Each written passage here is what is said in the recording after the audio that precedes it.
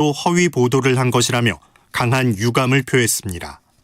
대통령실은 오늘 대변인 실명의 입장문에서 김 여사는 그동안 일관되게 2010년 1월부터 2010년 5월까지 이모 씨에게 1인 매매를 맡긴 사실을 밝혀왔고 이는 명백한 진실이라며 이같이 밝혔습니다. 날씨입니다. 오늘 중부지방은 구름만 많이 끼겠지만 강원 영동과 남부지방은 흐린 가운데 제주도와 남해안, 동해안에는 비가 내리겠습니다. 모레까지 제주도에는 100에서 최대 350mm, 남해안에도 50에서 150mm의 많은 비가 오겠습니다. 내일은 남부지방, 모레는 중부지방까지 비가 확대되겠습니다. 일라디오 5시 뉴스를 마칩니다. 지금까지 아나운서 김재홍이었습니다. KBS 대한민국 중심 채널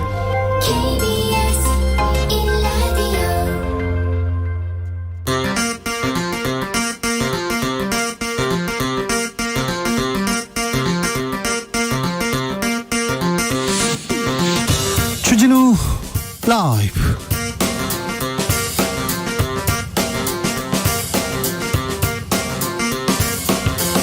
(2022년 9월 2일) 금요일입니다. 안녕하십니까, 주진우입니다.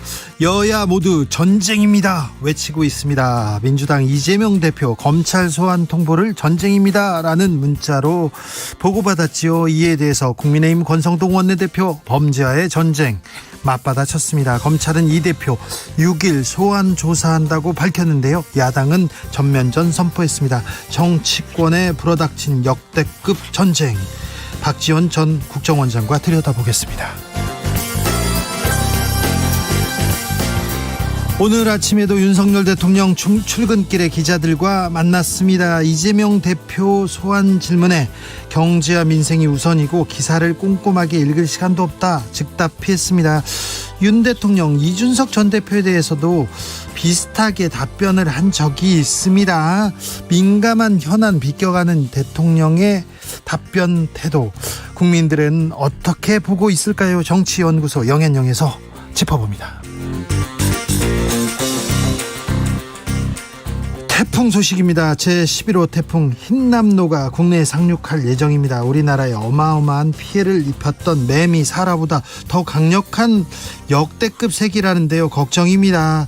얼마 전 폭우 복구가 끝나지도 않았는데 주민들 걱정됩니다. 태풍 상황 주스에서 알아보겠습니다. 나비처럼 날아 벌처럼 쏜다. 여기는 주진우 라이브입니다.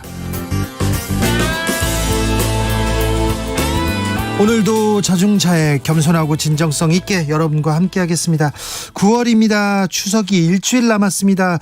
명절인데 선물 준비하고 계시죠? 뇌물은 안 됩니다. 선물은 괜찮습니다. 부모님 선물 많이 준비할수록 괜찮습니다. 어떤 선물 준비했나요? 선물, 아이고 어려워요. 뭘 줘야지, 뭘 줘야 좋아하지. 어떤 선물 받고 싶으세요? 어떤 선물 준비하셨습니까? 아이고 좀 알려주십시오. 저도 이거 여러분의 지혜를 보고 지혜를 따라서 선물 준비하려고 합니다. 샵 9730 짧은 문자 50원, 긴 문자는 100원이고요. 콩으로 보내시면 무료입니다. 그러니 선물 얘기 많이 해주십시오. 그럼 주진우 라이브 시작하겠습니다.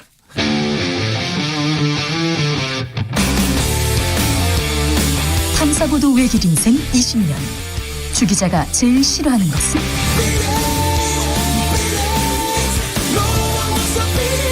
이 세상에서 비리와 부리가 사라지는 그날까지 오늘도 흔들림 없이 주진우 라이브와 함께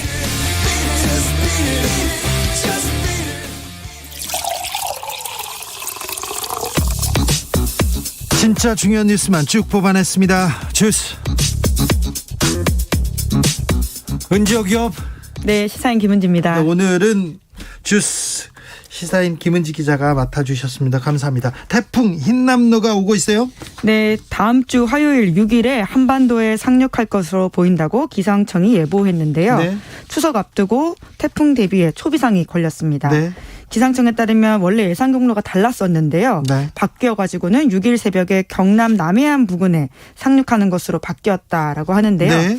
특정 지역을 구분할 수는 없지만 6일 새벽에서 오전 사이에 경남 남해안으로 상륙할 것으로 보인다. 이렇게 이야기하고 있고요. 5일부터 바람 불겠습니다. 6일 새벽에 오고 그날 밤에 빠져나갑니까? 네, 그럴 것으로 예측이 되긴 하는데요. 네. 이제 계속 전망이 바뀌고 있어서 네. 계속 좀 체크를 해야 될 것으로 보입니다. 흰남노는 왔다 갔다 합니다. 네, 이름이 네. 라오스 지역의 국립보호구역에서 왔다라고 하더라고요. 그래요? 예, 굉장히 좀 낯선 발음에서 좀 찾아봤었는데요. 네. 흰남노 5일, 6일, 7일 우리 좀 대비해야 될 것 같습니다. 준비 단단히 하셔야 됩니다. 태풍 피해 없길 빌어봅니다. 경찰은 이준석 전 대표에게 소환을 통보했네요. 네, 그렇습니다. 이 전 대표가 현재 받고 있는 혐의는 특정범죄 가중처벌법상 알선수재 그리고 증거인멸 교사 혐의 이런 것들인데요. 네. 어제 서울경찰청 반부패 공공범죄수사대가 이 전 대표에게 소환을 통보했다라고 합니다. 네. 관련해서는 김성진 아이카이스트 대표가 두 차례에 걸쳐서 이 전 대표에게 성접대를 했다 이런 주장을 하고 있기 때문인 건데요. 네. 그 대가로 2013년에 당시에 박근혜 대통령을 만나게 해줬다라고 하는 것입니다. 네. 관련해서는 김철근 전 당대표 정무실장을 통해서 심지어 이제 증거인멸을 했다라는 의혹도 있는데요. 각서가 나왔잖아요. 네, 이제 가장 이제 관건이 되는 것은 공소시효라고 볼 수 있습니다. 예. 만약에 경찰이 이제 포괄일제, 그러니까 범행 수법이 비슷한 것들을 하나의 범죄로 간주해서 가장 마지막 시간들을 적용하게 된다면 네. 공소시효가 이번 달 말까지 남아 있다 이런 말 나오고 있거든요. 국민의힘 윤리위에서는 이준석 전 대표 추가 징계하겠다 그런 입장인 것 같아요. 네, 이 전 대표 발언이 개고기, 양두구육, 신군부 이런 이야기들이 계속 나오고 있지 않습니까? 근데 그러면 말이 좀 거칠다. 너무 거칠게 말했다고 이걸로 지금 징계하겠다는 겁니까? 네, 이제 그런 지점들이 있는데요. 이제 특히나 이제 의총에서 이런 부분들이 문제가 된다라고 하면서 추가 징계를 촉구하는 식으로 결의를 하지 않았습니까? 네. 그것들을 이제 윤리위가 받아서 다시 하는 모양새라고 할 수 있는데요. 이 전 대표는 지금 반발하고 있습니다. 왜냐하면 이미 6개월 당원권 징계가 되어 있는 상태거든요. 정지가 되어서 여기서 추가로 징계를 하게 될 경우에는 탈당 권유 혹은 제명과 같은 아주 센 징계가 나올 수밖에 없기 때문에 네. 예, 여러모로 정치적인 운명들을 걸려 있다라고 볼 수 있는데요. 물론 이에 대해서 이 전 대표는 윤리위가 민심 위반을 초래하면 징계한다고 했는데 그러면 이 사태 책임이 누구한테 뭐 더 있느냐 물어보자. 나는 3등이다라는 식의 이야기를 하고 있고요. 네. 그리고 윤리위가 양두구육 같은 사자성어를 문제 삼는다면 대법원보다 위에 있는 기관이 된다. 이렇게 주장하기도 했습니다. 아무튼 이준석 전 대표 물러설 생각이 없습니다. 어제였습니다. 검찰이 이재명 민주당 대표에게 소환 통보했습니다. 네, 9월 6일 다음 주 화요일로 날짜를 통보했다라고 다음 하는데요. 주 화요일 날 나와라 이렇게 얘기했습니까? 그 조율도 없이? 네, 서면으로 이야기를 했다라고는 하는데요. 네. 그에 대해서 이 대표가 지금 응답을 하지 않아서 날짜를 통보했다라고 하는 게 검찰 쪽 입장이긴 합니다. 네. 또 이제 선거사범 관련해서는 공소시효가 9월 9일이기 때문에 네. 이 만료를 앞두고 이재명 대표를 피의자 신분으로 소환했다라고 볼 수 있는데요. 네. 서울중앙지검에서 사건을 하고 있습니다. 서울중앙지검 공공수사부에서 하고 있어요. 의욕적으로 하고 있는데 어찌 될지 모르겠습니다. 민주당에서 강력 반발하고 이거 전쟁이다 이렇게 얘기하고 있는데 강대강 정국은 어떻게 흘러가는지 잠시 후에 박지원 전 국정원장과 자세히 이야기 나눠보겠습니다. 경찰에서는요 이재명 대표를 비방한 네티즌 수사했습니다. 네, 검찰에 넘겼다라는 사실도 밝혀졌는데요. 대선 당시에 이재명 후보 쪽에서 공개했던 게임이 있습니다. 일종의 홍보용이었었는데 거기서 아이디를 그러니까 이재명 대표의 부인 김혜경 씨가 연루되었던 법인카드 유용 사건과 관련해서 그걸 떠올리게 하는 닉네임을 썼거든요. 그래서 민주당에서 이것들을 고소했었고요. 경찰에서는 혐의가 있다라고 보고 검찰로 넘겼다라고 보시면 될 것 같습니다. 단지 이 이름을 김혜경 씨 그리고 닉네임을 쓴 것만으로 처벌하지는 않을 텐데 어떤 혐의로 수사했는지는 저희가 또 더 취재해서 알려드리겠습니다. 네, 게임에서 운영상의 지장을 초래했다. 이렇게 해서 업무방해에 관련돼 있는 것으로 보이긴 합니다. 그러니까요. 네, 그 이름으로 또 거기 가서 좀 회방을 놨는데 어느 정도 수준인지 좀 보겠습니다. 윤석열 대통령 부부에 대해서는 무혐의 결론이 또 났네요. 네, 공직선거법 위반으로 고발을 당했는데요. 네. 서울경찰청 반부패 공공범죄수사대가 했던 사건입니다. 네. 윤석열 대통령 부부만이 아니라 김은혜 당시 국민의힘 선거대책위원회 공보단장을 비롯해서 6명에 대해서 시민단체가 고발을 한 사건인데요. 어떤 혐의였습니까? 네, 그러니까 이제 김 여사의 허위 경력 의혹과 관련해서 해명을 하면서 허위 사실을 언급했다라고 하는 것이 시민단체가 문제 삼았던 부분입니다. 네. 그러니까 허위 사실을 선거법상 말하게 될 경우에는 선거법 위반이 된다라고 하는 것이었는데요. 이에 대해서는 윤석열 후보도 말한 적이 있잖아요. 네, 이제 그때는 부분적으로는 몰라도 전체적으로 허위 경력이 아니었다 이런 식의 이야기를 하면서 김건희 여사의 겸임 교수 채용 절차에 문제가 없다 이렇게 입장을 밝힌 바가 있는데요. 네. 계속 논란이 지속되자 이후에는 김 여사가 직접 나서서 네. 기자회견을 한 바가 있습니다. 아마 좀 기억을 하실 텐데요. 사과했죠, 사과. 네, 그러니까 강사 지원서 등에서 일부 경력을 부풀리거나 부정확하게 기재한 부분이 있다라고 하면서 사과했었던 기억 아마 하실 텐데요. 작년 12월 26일이었었습니다. 그 경찰은 왜 불송치했답니까? 네, 이제 증거가 불충분하다라고 하는 것인데요. 네. 이제 불송치 사유서 내용을 보면 윤석열 대통령 발언에 대해서 김 여사가 제출한 이력서의 경력 중 일부 학교명에 오기가 있고 네. 정확한 사실관계를 확인할 수 없는 일부 기재가 있으나 나머지는 사실에 부합하는 경력으로 확인된다라고 밝혔는데요. 오기가 있다. 그 정확하지 않은 사실관계는 있으나 네, 나머지는- 학교 이름이 틀린 것을 아마 오기로 판단한 것 같은데요. 네. 제출한 이력서에 첨부된 재직 증명서들의 위조 등 여부를 판단할 수 있는 객관적인 증거는 확인할 수 없었다라고 하는데 네. 지금 이의 신청 고발인들은 하겠다라고 밝히고 있는 상황입니다. 도이치모터스 주가 조작 재판 녹취록이 나왔어요. 어떤 내용입니까? 네, 지금 재판 진행되고 있는데요. 권오수 회장이 구속 기소됐다가 지금 보석으로 받고 있는 재판입니다. 네. 뉴스타파 등에서 한 보도인데 권 회장 측에서 공개한 녹취록이거든요. 김건희 여사와 증권사 직원 간의 이야기라고 할 수 있는데요. 해당 보도를 근거 삼아서 김 여사가 소위 선수라고 하는 이모 씨가 아니라 증권사 직원에게 직접 주식 매수 주문했다라는 보도입니다. 네. 이제까지 윤석열 대통령은 김건희 여사가 해당 선수 이 씨와는 절연했다 이렇게 밝힌 바가 있어서 그리고 위탁하고 이렇게 맡겼다가 나중에 절연했다 이렇게 얘기했죠. 네네 이제 거짓 해명한 게 아니냐 이런 의혹을 보도한 건데요. 네. 이에 대해서는 대통령실에서 강력하게 반발했습니다. 예. 그러니까 허위 날조 보도다라는 식의 이야기를 하면서요. 법적 조치까지 하겠다라고 밝혔거든요. 예. 네, 관련 녹취록을 왜곡해서 대통령이 거짓말했다라는 식은 날조하고 허위한 보도다라고 밝혔고요. 대통령실에서 발끈했습니다. 네, 그리고 이제 해당 녹취록에 대해서는 주식 거래 절차를 잘 몰라서 그렇게 해석한 거다라는 이야기를 했는데요. 1인 매매를 한 것인데 이것이 마치 제대로 절차를 안 밟은 것처럼 이야기했다라는 식의 이야기를 하고 있습니다. 네.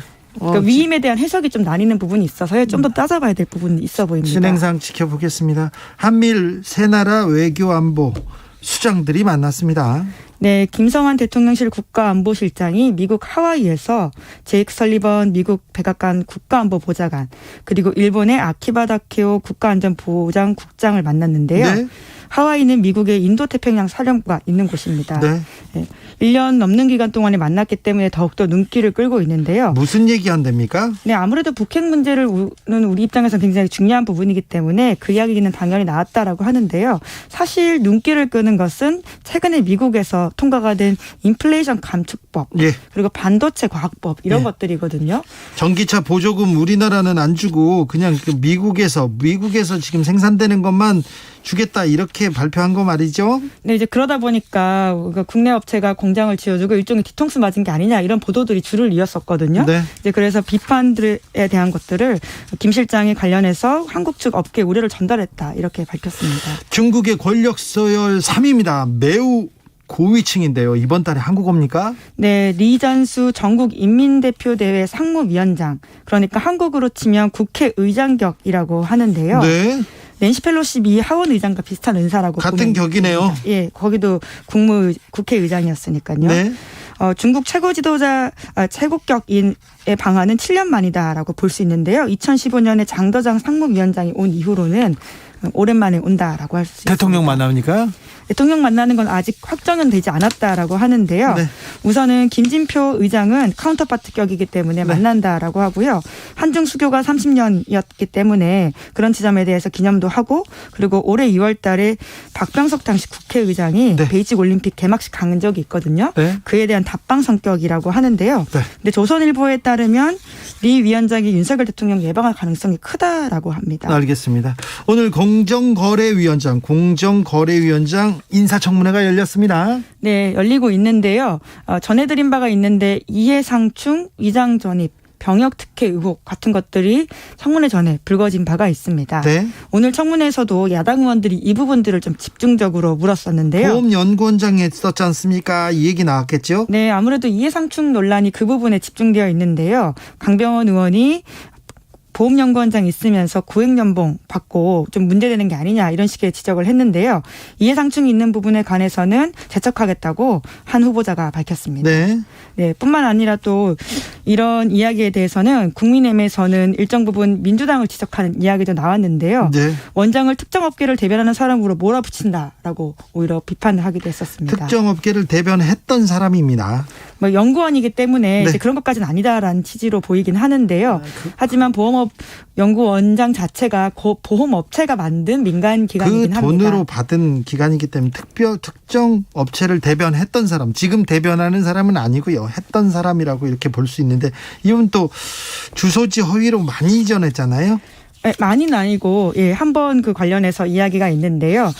과거 임대인의 요구로 주소지를 상가로 옮겨놔서 위장전입 의혹이 있었는데요. 여러 번 아니고 한 번이었습니까? 제가 확인한 바로는 그런데요. 좀 더 확인해 보도록 네. 하겠습니다.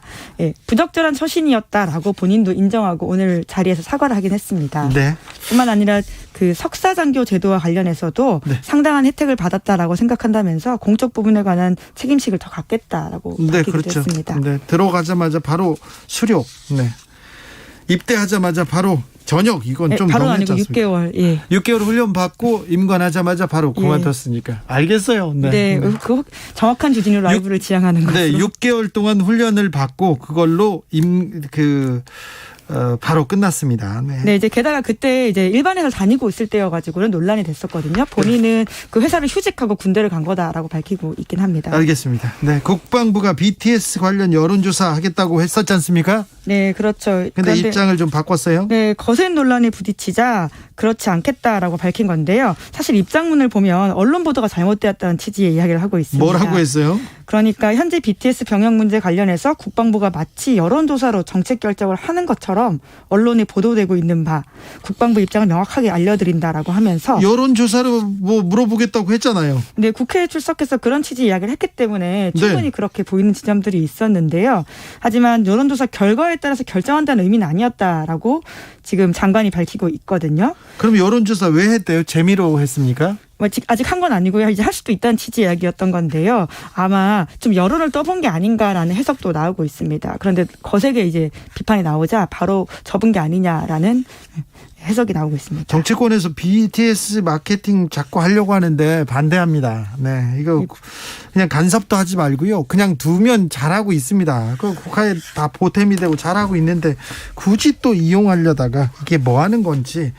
아니 콘서트 하면 그냥 도움만 주시고 아니 그냥 도와만 주시고 그냥 두면 됩니다. 그냥 BTS 정치인들이 BTS 얘기하는 거 별로 반갑지 않습니다. BTS도 싫어하고 아미도 싫어하겠죠. 네. 네. 홍문종 전 의원 이분 경기도 보수의 맹주였는데 법정 구속됐습니다. 네, 친박신당 현재 대표이기도 한데요. 현재 대표예요? 아직도 있습니까? 네, 친박신당은 사실 과거의 친박연대랑 좀 헷갈릴 수 있는 이름이긴 한데요. 그 이후에 또 신당을 만들었어요. 네, 2020년에 우리공화당에서 나온 네. 홍문종 대표가 만든 당이라고 보시면 됩니다. 네. 이 당의 대표였던 홍문종 대표가 대표이기도 하죠. 지금 항소심에서 징역 4년 6개월 선고받고 법정 구속됐다라고 하는데요. 네. 혐의가 국회의원으로 재직하면서 IT 업계 관계자로부터 고급차 등을 제공받고 부친이 설립한 사학재단에서 자금 52억 원을 횡령한 혐의로 재판을 받았었는데요. 이거를 또 어떻게 했냐면요. 그림을 산다고 이렇게 그 사학재단 경민학원에서 돈을 가져와요. 그래놓고 교비로 이렇게 가져온 다음에 이걸 또 다 되팔아가지고 돌려받는 수법으로 수십억을 만들었습니다. 비자금을. 네, 1심에서는 징역 4년 선고받고 법정 구속은 되지 않았었는데요. 네. 2심에서 형이 더 올라간 건 사실 좀 이례적이긴 하거든요. 네. 그러니까 재판부가 더 이것을 엄중하게 여겼다라고 볼 수 있고요. 홍 대표 같은 경우에는 법정 구속한다라고 판사가 밝히자 네. 구속영장 집행 좀 내일 해주면 안 되냐. 노모의 몸이 좋지 않다. 이렇게 호소했는데 네. 받아들여지지 않았고 바로 법정 구속됐다라고 합니다. 아니 노무의 몸이 좋지 않으면 횡령 이런 거 하지 말아야죠. 죄를 짓지 말아야죠. 이분 정말 범죄 이렇게 혐의가 너무 좀 뭐라고 해야 되나 정치인이 저지를 수 없는 거의 좀 지저분한 범죄가 많아가지고요. 굉장히 좀 네. 전해드리기도 좀 민망한 부분이 많은데 네. 법정 구속됐습니다. 코로나 상황 알려주십시오. 네, 오늘 89,566명 기록했다라고 하는데요. 이틀째 신규 확진자 수가 8만 명대 유지하고 있어서 감소세라고 합니다. 네. 그리고 사망자도 4개월 만에 최다치를 기록했던 전날 대비 48명 감소해서 감소했는데 다시 또 늘어났다라고 하는데요. 지금 여튼 확진자 수가 감소세라고 하는 것이 중요한 것 같습니다. 서울시가 택시 요금 올린다 했는데 결정됐습니까? 아직 완전히 결정된 건 아닌데요. 그럴 전망으로 보입니다. 네. 왜냐하면 관련된 의견을 시의회에다가 청취안으로 제출했다라고 하는데요. 어느 정도라고 합니까? 예, 그럼 내년부터 현재 기본요금이 3,800원이었는데요. 4,800원으로 조정될 1,000원 계획이라고 오르네요. 합니다. 네. 게다가 기본 거리가 더 줄거든요. 그러니까 그럼 아마 또 택시 타면 빠르게 이제 요금이 오른다라고 체감하실 수 있는 상황으로 보이는데요. 심야 할증은 더 많이 도입되고요. 네, 그런 상황입니다. 그리고 대형 모험 택시 기본 요금도 현재는 6,500원이라고 하는데요. 500원 인상돼서 7,000원이라고 합니다. 택시가 없다 승찬한 이렇게 해소를 위해서 서울시는 택시가 없어요? 그럼 택시비를 올리겠습니다. 이런 방안을 지금 강구하고 있습니다. 택시 요금 인상이 사장님 배만 불리는 거 아니겠죠? 산학금만 올리는 거 아니겠죠? 택시 기사들의 실질 소득으로 연결되기를 좀 바라보겠습니다. 김은지 기자, 네, 부모님 추석 선물 준비하셨어요? 네, 잘 준비하고 있습니다. 어떻게 준비하셨습니까? 먹는 것으로. 먹는 걸로? 예, 뭐 아무래도 네. 그게 낫죠. 네. 현금 준비하는 분들이 많은데 저는 부모님한테 현금을 받지 않는 걸로 선물을 대신할까 이렇게도 생각하는데. 이제 드려야 되지 않을까요? 아, 그런가요? 예. 선물 뭘 준비할지. 네. 선물 얘기는 잠시 후에 하겠습니다. 시사인 김은지 기자 함께했습니다. 네, 감사합니다. 명절에 부모님 그리고 사랑하는 사람들 소중한 사람들한테 어떤 선물 준비하고 있습니까? 물어봤더니 9997님께서 마사지건 어떻습니까? 마사지. 집에서도 간편하게 할 수 있는 안마의자보다 덜 아프지만 효과가 괜찮다. 마사지건. 마사지를 직접 해주는 걸로 선물 이걸로는 좀 부족할 수도 있어요. 부모님이 시원하시죠? 저의 선물이에요. 이렇게 하면 네. 마사지 건이구나. 마사지 총이군요. 네, 마사지 건 두두두두 이런 게 있구나. 저는 몰라서요. 안마 마사지 이런 거 싫거든요. 네, 죄송합니다. 누가 막 만지는 거 싫어요. 죄송합니다. 성채필 현금으로 보내드리면 제일 좋아하세요. 현금 많습니다. 현금 달라는 분도 많고요. 저는 현금을 안 받는 걸로. 예, 120님 늘 너스레 떨면서 내 존재 자체가 선물이지 이렇게 했는데 이번엔 현금 좀 드리려고 합니다. 물가가 너무 올라 힘드신 것 같아요. 120님 말을 들으니까 제가 뜨끔합니다. 그럼요. 저도 네. 8430님 이번 추석 선물은 과일로 준비했습니다. 메론, 포도, 복숭아 등 맛있는 제철 과일이 최고인 듯합니다. 물가가 너무 올라서요. 과일 사기가 좀 부담스럽더라고요. 받는 분들도 그럴 것 같아서 과일로 준비했습니다. 한참 추수 시기인데 농업하시는 분들 태풍 피해 없었으면 좋겠습니다. 그러니까요. 지금 수확의 계절인데 지금 과일이 지금 빨갛게 잘 익어가고 있는데 지금 바람 불어서 태풍 불어서 피해 있을까 그거 걱정입니다. 벼가 쓰러질까 그것도 걱정이고요. 5405님 저는 10년 넘게 양가 부모님 생신 때 약밥과 잡채를 꼭 해다 드렸는데요. 코로나 기간 동안 못했습니다. 올 추석 때 오랜만에 약밥이랑 잡채랑 해가려고 네 정성이 그득 담겼습니다. 5316님께서는 비싸고 화려한 선물보다 항상 마음을 편안하게 해드리는 게 효자가 아닌가 싶네요. 그죠? 네, 이거 중요합니다. 네, 이거 중요해요. 네, 그래도 마음만 받으면 됐지. 부모님한테 나 잘 있으면 됐지. 이걸로 큰 소리 치는 거는 좀 아닌 것 같아요. 교통정보센터 다녀올게요. 김한나 씨. 네, 시각 교통정보입니다. 오늘 사고 소식이 많은데요. 지금 서울 양양고속도로 서울 쪽으로는 서종대교 부근 1차로에서 사고를 처리하고 있습니다. 2개 차로 중에 1개 차로로만 이동이 가능해서 차선 변경 잘 하셔야겠고요. 영동고속도로 강릉 쪽으로는 서안산 부근 2km 정체 역시 사고 여파 때문입니다. 또 강천터널 부근 1차로에서도 사고가 나서 부근 정체 심하고 이전에는 서안산 부근과 안산 분기점 또 둔대 부근에서 부곡나들 나들목까지 어렵습니다. 반대 인천 방면 영동고속도로에서는 월곶 분기점 부근 1, 2차로에서 사고를 처리하고 있어서 군자 분기점에서 월곶 분기점까지 4km 구간 정체되고 있고요. 이전에 양지 부근에서 양지터널까지와 신갈 분기점에서 광교터널 부근, 또 북수원에서 반월터널까지 11km 사이에 차가 몰려 있습니다. 서울 시내에서는 강변북로 일산 방면 한남대교에서 지금 북단 부근에서 사고가 났고요. 이 여파를 받아서 영동대교부터 성산대교까지 쭉 밀리고 있습니다. 반대 구리 방면으로는 서강대교에서 청담대교까지 밀리는 가운데 반포대교 남단에서 북단 쪽으로도 3차로를 막고 사고를 처리하고 있어서 주의 운전하셔야겠습니다.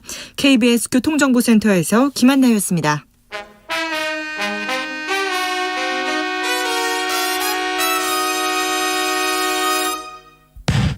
주진우 라이브 돌발 퀴즈. 오늘의 돌발 퀴즈는 객관식으로 준비했습니다. 문제를 잘 듣고 보기와 정답을 정확히 적어 보내주세요. 아날로그식 행정사무로 유명한 일본이 이것을 관료 사회에서 퇴출할 예정입니다. 고노타로 일본 디지털상은 구식기술과의 전쟁을 선포하겠다면서 이것뿐만 아니라 팩스기기 사용도 철폐하려고 노력하고 있다고 밝혔는데요. 디스켓이라고도 잘 알려져 있는 이것은 무엇일까요?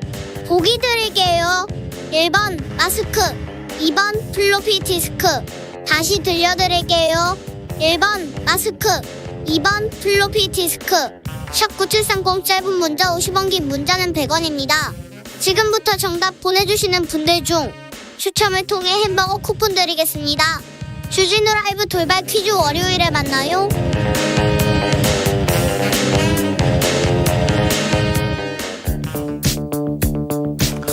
대한민국 정치의 새로운 100년을 준비한다. 21세기형 국회 싱크탱크 정치연구소 영앤영.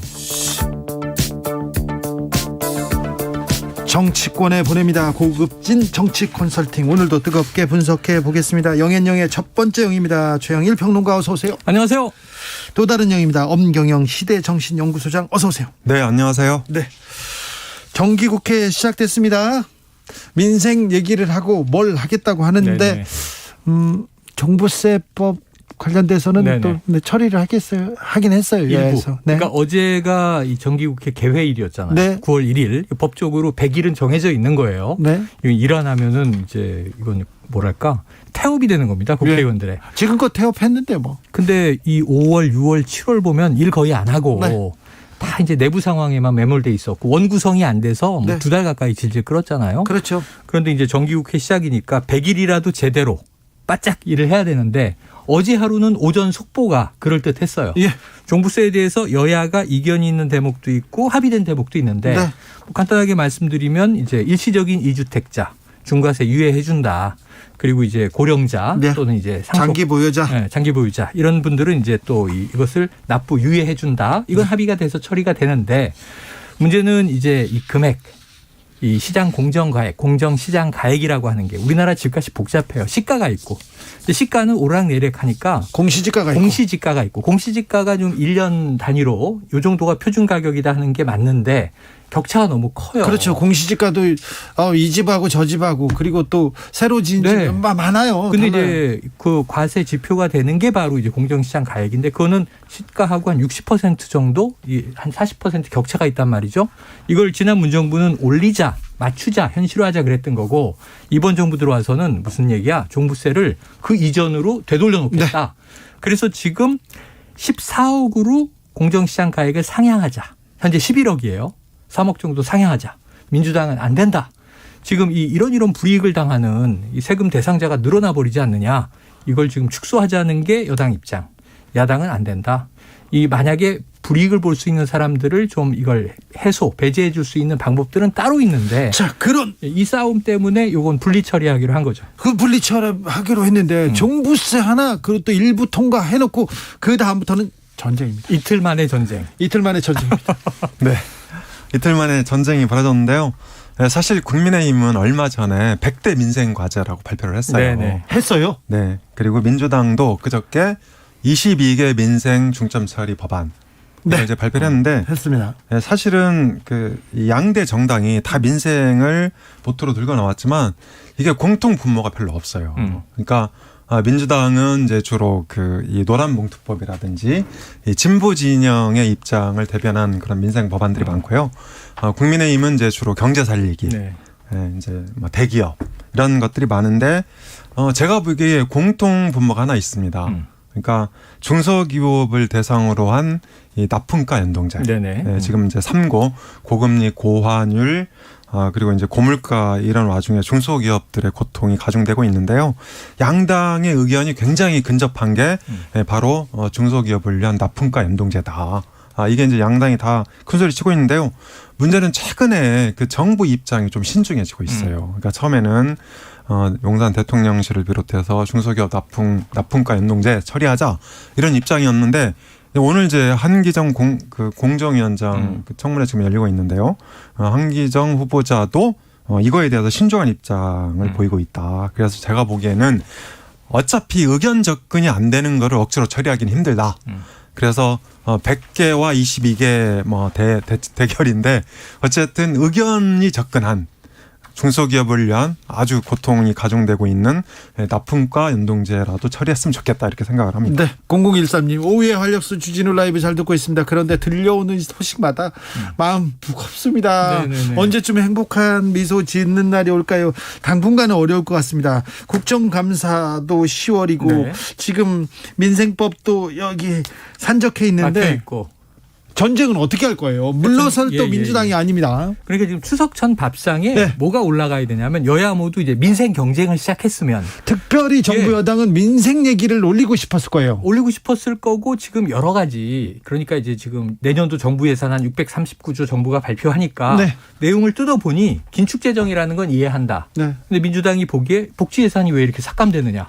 예를 들면 고령층 일자리 6만 개 없어지고 그다음에 서민 주거 대책에 대한 부분들이 왜 이렇게 축소되느냐 이런 비판을 하는데 그럼 이제 야당이 이거 막 공격해서 파고 들어가서 민생 살리는데 뭐 복지 예산을 살려내든가 국회에서 지금 예결산 해야 되잖아요. 정기국회의 주요 업무입니다. 네. 그런 걸 따지기 시작할 걸로 생각을 했는데 갑자기 전쟁인데 네. 양쪽의 시각이 완전히 달라서 이재명 소환. 야당은 지금 이거 정치 탄압과의 전쟁이다. 네. 그러니까 결국은 또 검찰과의 전쟁이야. 예. 이 상황이고 여당은 해석이 완전 다르죠. 예. 범죄와의 전쟁이야. 네. 그러니까 범죄가 너무 많아 야당이. 예. 그러니까 이게 지금 뭐 이제는 양쪽 다 전쟁 선언을 해버렸거든요. 이건 물러설 수 없습니다. 추석 서로의. 밥상은 전쟁이에요. 지금 우크라이나 전쟁도 안 끝났는데 네. 국내에선 정치 전쟁이 또다시 비화됐다. 이거 비극적인 상황입니다. 저는 제가 보기에는 이재명 소환 통보했잖아요. 그러니까 6일 날 이제 나오라고 그랬는데 이것은 그러니까 전면적인 전쟁 사항은 아니다. 저는 그렇게 봅니다. 그러니까 사안을 보면 백현동과 관련해서 국토부가 이 강압 협박할 정도로 세게 용도 변경을 요구했다 이거잖아요. 발언. 네, 이게 이제 국정감사 작년 10월에 경기도 국정감사 때 얘기한 게 문제가 된 거고요. 네. 두 번째는 이 고 김문기 네. 그러니까 성남도시개발공사 모르느냐, 개발 1차장인데 아느냐. 그렇죠. 하이직이라 잘 몰랐다. 그러니까 이게 이제 방송 인터뷰 작년 12월 달에 한 거예요. 이 두 가지가 문제가 된 건데 제가 보기에는 사안의 심각성이 그렇게 크지 않다. 다만 네, 그렇죠. 공직선거법상 소멸시효가 6개월이잖아요. 네. 이게 이제 다음 주 9일, 네. 그러니까 다음 주 9일이거든요. 9일 날 만료가 돼요. 네. 그래서 검찰로서도 이 공직선거법 처리를 하려면 일단 소환조사를 해야 됩니다. 그리고 사실 이재명 대표는 그러니까 체포 대상이 아니기 때문에 강제로 체포할 수 있는 그런 사람이 아니기 때문에 안 나가도 그냥 처리하면 돼요. 네. 그래서 제가 보기에 이 건 갖고 여야가 전쟁이다. 저는 그렇게 보지는 않고요. 다만 이제 그러면 이걸 왜 하필이면 이게 선전포고처럼 검찰이 소환 조사를 했냐 이거잖아요. 네. 근데 사실 이 건은 그러니까 소환하지 않고 처리할 수가 없어요. 그러니까 이재명 대표가 나가든 안 나가든 그건 상관없단 말이죠. 그래서 저는 이거를 너무 그렇게 호들갑 떨면서 이 정치 공작으로 몰아가는, 그러니까 정치 공작 프레임으로 몰아가는 것은 저는 문제가 있다 이렇게 그러니까 생각을 합니다. 그게 저는 아주 근접한 입장이면서도 전혀 다른 게 호들갑은 어느 쪽이 떨었는가예요. 자, 소환 통보 받았는데 뭐 보좌관이 의원님 이거 전쟁입니다. 지금 소환 통지서가 왔습니다. 뭐 이럴 수 있어요. 근데 이제 그게 또 교묘하게 공개가 됐죠. 언론에. 예. 문자 유출이 된 거죠, 일종의. 전쟁입니다. 문자가. 예전에 체리 따봉처럼. 예. 그런데 이제 이걸 권성동 원내대표가 받아침에 있어서 범죄와의 전쟁이다라고 하면서 무슨 수식을 얘기하냐면 자 봐라 대장동, 백현동, 위례신도시 또 수사 들어갔어요. 이것도 관련이 있어요. 그리고 또 성남FC 이 얘기를 쭉 나열을 해요. 근데 지금 말씀하신 대로 엄 소장님 말씀처럼 내용을 들여다보면 뭐 백현동에서 돈이 오간 정황이 나왔다든가 무슨 뭐 뇌물이 나왔다든가 불법적인 뭐가 나온 게 아니라 관련한 이야기를 경기도지사 입장에서 국감장에 나가서 했던 이야기. 기억하는가 기억을 가지고 지금 하나는 기억, 사람에 대한 기억이고 또 하나는 야 중앙정부가 추진하는 거 우린 지자체 입장에서 따라간 것일 뿐이야. 감정 그 압박인가. 요것을 협박으로 난 느꼈다라고 이야기한 건데 기억과 이게 감정을. 허위 사실을 그러니까 뭐 이 위증을 할 경우에 이 선사잖아요 국감장에서 네. 증인으로 나와서 그리고 협박이라는 표현을 쓴 게 이게 위증에 해당한다. 허위사실 유포에 해당한다라고 지금 건 거예요. 그러니까 이 이재명 대표기가 아니 털다 없으니까 말꼬리를 잡습니까? 라는 얘기를 오늘 하잖아요. 예. 그러니까 근데 그걸 여당은 프레임을 거는 게 봐 있잖아. 지금 소환 통보 받았잖아. 근데 만약 안 가면 지금 이 기소해야지 이렇게 가는데 대장동, 백현동, 뭐 위례, 성남FC 얘기는 계속 따라가는 게 수식어가 사안은 미미하다니까요. 그런데 그러면 대장동 그 대선 때 그 떠들썩한 대장동에서 지금 이재명 대표하고 관련 의혹이 지금 안 나온 거죠? 그렇습니다. 아직은 안 나오고 있는데요. 네. 네, 그러니까 이번 백현동 건은 이게 감사원에서도 감사를 했어요. 감사원에서도 감사를 해서 국토부가 직무유기 그러니까 용도 변경 안 하면 직무유기다.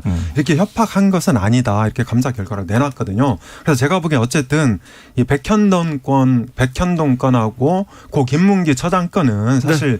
이재명 대표가 어떻게 대응하냐에 따라서 네. 그렇게 큰 문제가 안 될 가능성이 있고요. 오히려 그렇죠. 네. 어떻게 다만 대응을 하냐에 네. 따라서 국민들은 다르게 판단하습니다. 네. 그리고 이제 이게 전초전 성격인데, 네. 그러니까 실제로 대장동이라든지 이 변호사 대납 이런 이제 본 수사는 여전히 진행이 되고 있어서.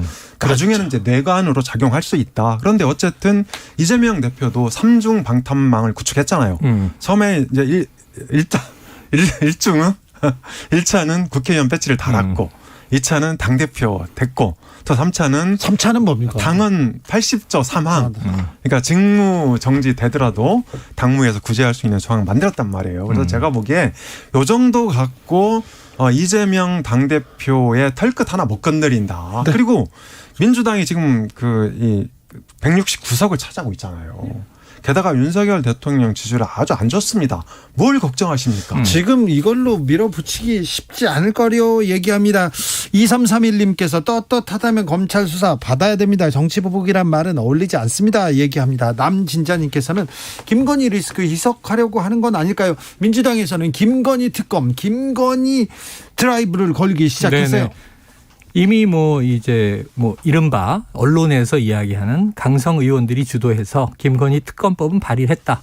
근데 이게 지금 이제 정상적인 전당대회를 거쳐서 이제 당이 이재명 당대표 체제로 넘어왔습니다만 그 직전에 이제 우상호 전 비대위원장 말기에 특검법 글쎄 쉽지 않은데 난 반댈세 이런 입장을 또 피력하기도 했어요.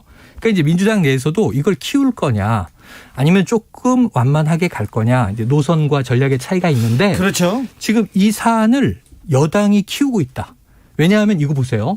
지금 김혜경 씨 송치됐죠. 네. 경찰에서 검찰로 이 공범으로 네. 배모 씨 구속은 기각이 됐는데 네. 그냥 시간이 9월 9일이 마감이에요. 그것도. 네. 근데 지금 2천만 원 정도 금액에 100여 건 됩니다. 근데 9월 9일이 시효 마감인 건 7만 8천 원이에요. 그래서 이것을 이재명 대표가 7만 8천 원 사안에 대해서 이렇게 처리하나 그랬더니 이렇게 엄청난 거를 7만 8천 원으로 축소하나?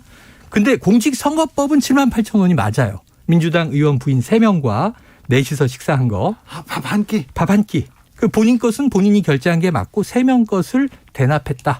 이게 선거법의 금품이나 혹은 이제 식사도 제공 못하게 돼 있잖아요. 네. 이게 위배되는 거 아니냐라는 건 하나인데 얘기할 때마다 100여 건이고 2천여만 원 소고기도 있고 회도 있고 그런데 왜 자꾸 7만 8천이라고 축소하느냐? 예. 이 건은 7만 8천이 맞는 거예요. 9월 9일 공소시효 마감은. 그런데 지금 보세요. 부부가 지금 다 걸려 있는 거예요. 예. 소환하라. 근데 그럼 저쪽도 부부가 있는데 한 분은 대통령이 되셨잖아요. 한 분은 영부인이 되셨잖아요. 근데 보면 최근에 다 무혐의 불기소, 무혐의 불기소. 예를 들면 허위 이력에 대해서 이야기한 거라든가 네. 도이치모터스 사건은 아직은 결론이 안 났습니다만 지금 그것도 그러면 윤석열 후보 당시 그게 이제 5월인데 예를 들면 이제 내부 경선할 때 그거 도이치모터스 저 그냥 계좌 공개하면 되잖아요. 그래서 네. 공개를 했는데 4개월치였단 말이에요. 네.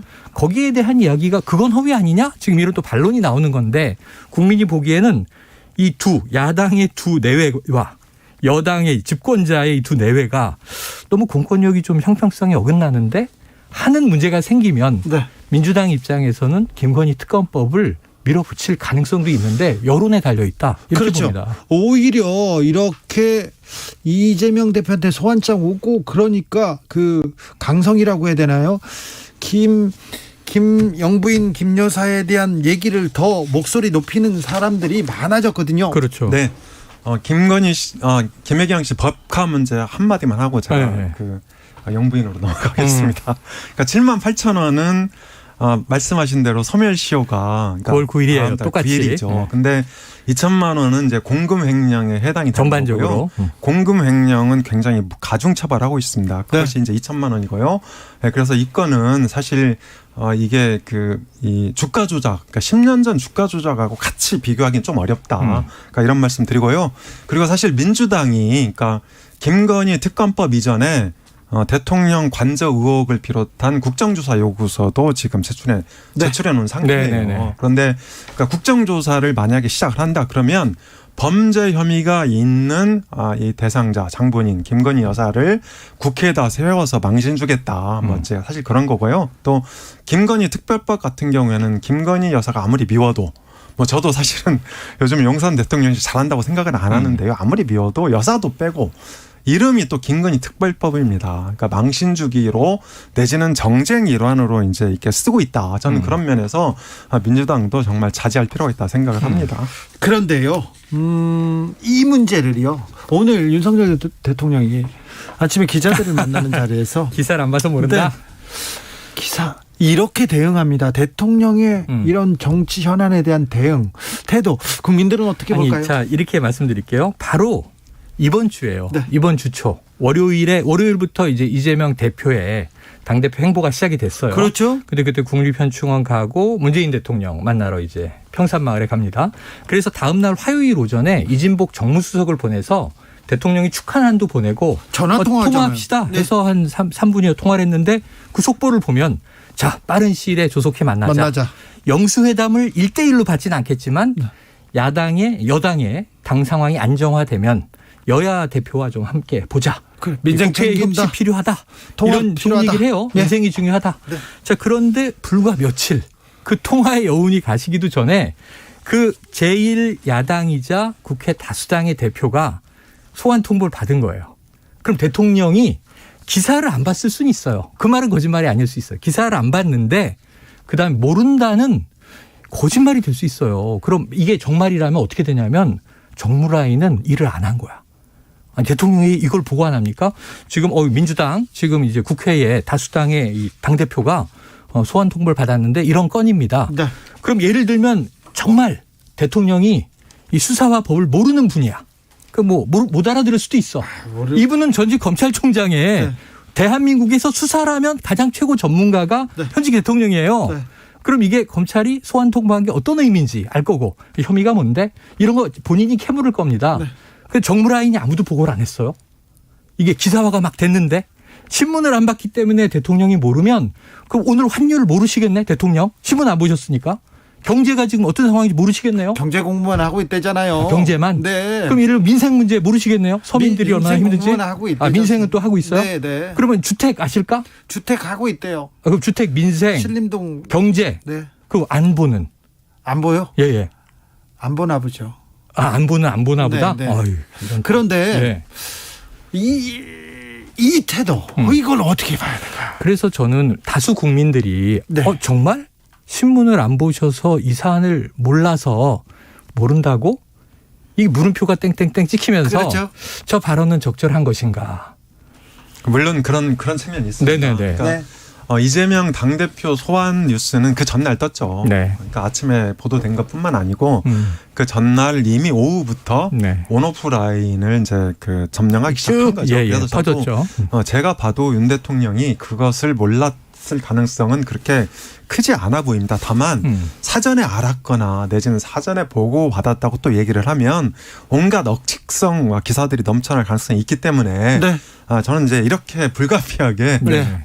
몰랐다. 정치적 수사로. 정치적 수사 이렇게 내보낼 수밖에 없다고 아니 생각합니다. 정치적 그리고 수사는 이렇게 돼야지 맞아요. 간단하게 그냥 안타까운 일이다. 하지만 뭐 모든 사안에 대해서는 기존에 얘기하던 게 법과 원칙에 따라 처리돼야 되지 않겠어요? 이 정도 얘기를 하면 그렇게 원론적인 얘기하면요. 얘기인데. 네, 그렇게 얘기하면 이 법과 원칙에 따라서 수사하라고 지침 내렸다 또 이렇게 가이드라인이다. 판단할 수도 있습니다. 그렇죠. 윤 대통령 스타일이 일단 조금 다른 정치인들의 수사와는 좀 다릅니다. 그렇습니다. 그러니까 윤 대통령이 여의도 문법, 그러니까 여의도 정치 언어를 잘 구사를 못한단 말이에요. 그런 면에서 저는 그러니까 불가피한 측면도 있었고요. 다만 이준석 그 전에 이제 당대표 그만두기 쫓겨나기 전에도 네네. 이준석 대표에 대해서 기자들이 질문했을 때 똑같은, 비슷하게 이제 네네네. 질문했습니다. 약간 유치화탈입밥처럼. 맞아요. 네, 그렇지만 그러니까 물론 이것이 이제 대통령 수사는 불가피한 측면도 있다고 보고요.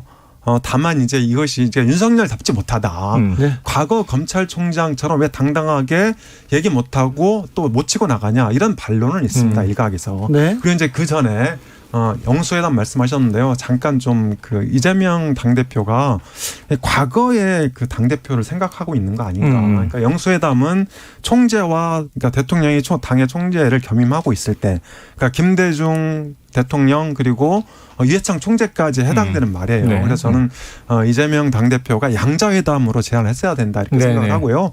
영수회담은 한 20-30년 전에 이 권위주의적 그런 어떤 이제 단어다. 네. 이건 좀 지적을 하고 싶습니다. 네. 추석 밥상에 일단 이재명 그리고 검찰 이렇게 올라왔습니다. 자, 전쟁 이런 단어가 올라왔고요. 또 다른 네네. 이슈로는 분명히 여기 또 이준석 전 대표와 윤핵관과의 갈등, 네네. 국민의힘은 어디로 가나 이 문제는 계속해서 또 움직일 가능성이 커요. 그게 제가 보기에는 추석 이 민심의 밥상의 메인 디시 네. 제일 핵심적인 예를 들면 이 추석 밥상에 하나만 올라오지 않잖아요. 반찬이 그렇죠. 쭉 올라오는데 뭐 집집마다 메인 디시는 다 다를 거예요. 네. 어느 집은 뭐 양념갈비, 어느 집은 꽃게탕, 어느 집은 뭐 굴비 좋아하는 게 다른데 어느 집안이나 제가 보기엔 다수를 점할 것은 지금 이 가처분 이준석 대 윤핵관 이게 전쟁이잖아요. 사실은 내부 총질이나 하던 당대표 이게 내부 총질하는 당대표 전쟁 아닙니까? 네. 이게 내부의 전쟁이죠. 근데 이건 권력 투쟁이기 때문에 훨씬 지금 치열하고 무서워요. 그리고 계속해서 수위를 높입니다. 지금 하루 이틀 이재명 대표 관련 기사 때문에 지금 하루 이틀 쉰 것처럼 보이는데 멈추지 않고 아니 있어요. 쉬고 상임정국위가 열려서 네. 당원 당규를 통과시켰잖아요. 이 바꾼 거. 그렇죠. 예, 새 그러니까 최고위원 비대위로. 중에 4명이 그만두면 이건 비상 상황으로 규정한다. 예. 이렇게 하고 지금 다음 주에 추석 전에 새 비대위를 띄운다 그랬으니까 그렇죠. 이 서병수 전 의장 지금 사퇴까지 해버렸는데 그냥 상임정국이 전국이 가고 그럼 당원 당규 통과해서 거기에 따라서 새 비대위원장을 또 추인하면 거기서 또 상임정국이 전국이 또 가고 지금 다음 주에 이게 계속 반복돼야 돼요. 우리가 봤던 게. 그런데 새 비대위가 출범하면 추석 끝나면 14일에 또 가처분 심리가 있어요. 예. 이때 또 가처분해서 이준석 대표 얘기 인용. 그럼 이 새 비대위가 또 무력화됩니다. 이 얘기를 언제까지 들어야 됩니까? 그러니까 이 얘기가 너무 재밌으니까 추석 밥상에서 야 이거 어떻게 되는 거야? 네. 새 비대위원장은 그럼 또 주호영이 아니야? 또 이제 누가 돼서 가면 이게 그럼 계속 가는 거야 아니야?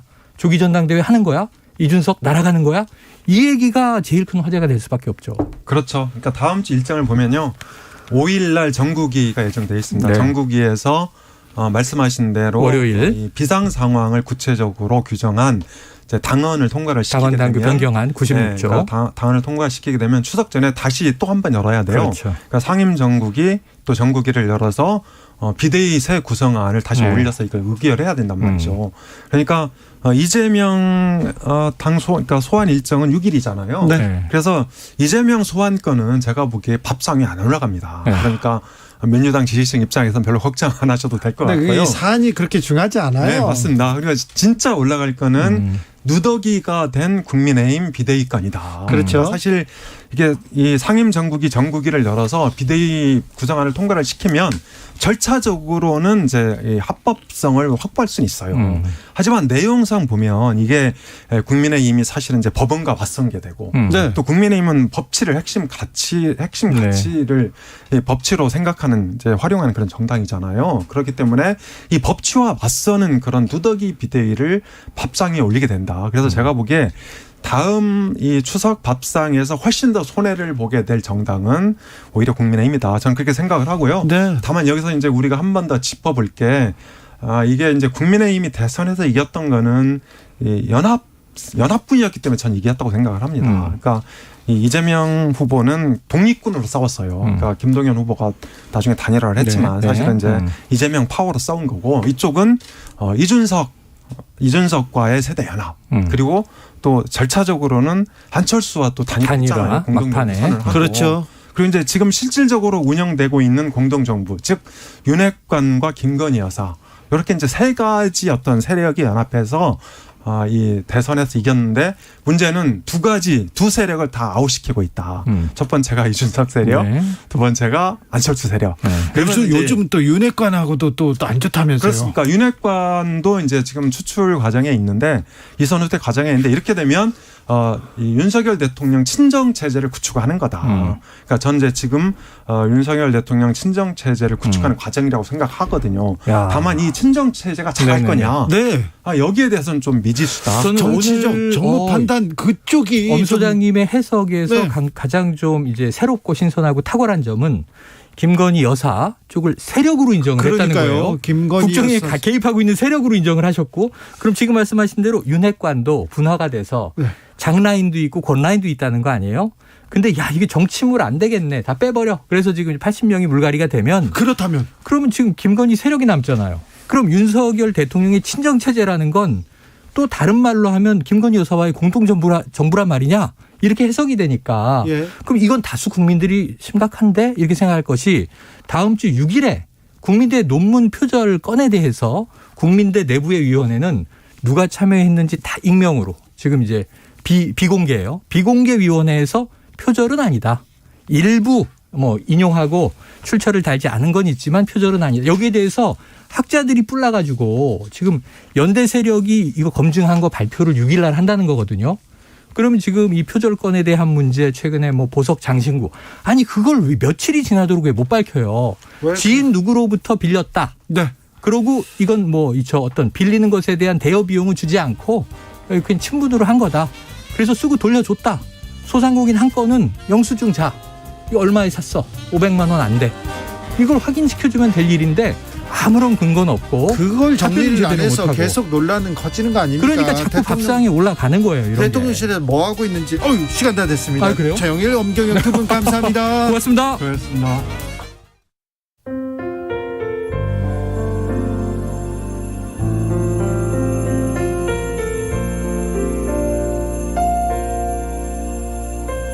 KBS 라디오 연중기획 희망충전 대한민국 497번째 이야기. 안녕하세요. 아나운서 이현주입니다. 3년 전 규진이는 시각장애와 청각장애를 동시에 갖고 태어났습니다. 온통 암흑과도 같았던 규진이의 세상에 빛이 스며들기 시작한 건 지금으로부터 1년 전입니다. 각막 이식 수술을 통해 하나밖에 없는 가족인 아빠와 처음으로 눈을 맞출 수 있게 된 규진이. 멀리서 아빠가 보이면 한바구음을 지으며 달려가곤 하는데요. 요즘 들어 부쩍 넘어지는 일이 늘어서 걱정입니다. 각막 이식 수술 부작용으로 혼탁이 생겨서 또다시 앞이 흐릿해졌기 때문입니다. 더 늦기 전에 2차 수술을 진행해야 하는데 만만치 않은 수술비가 발목을 붙잡고 있습니다.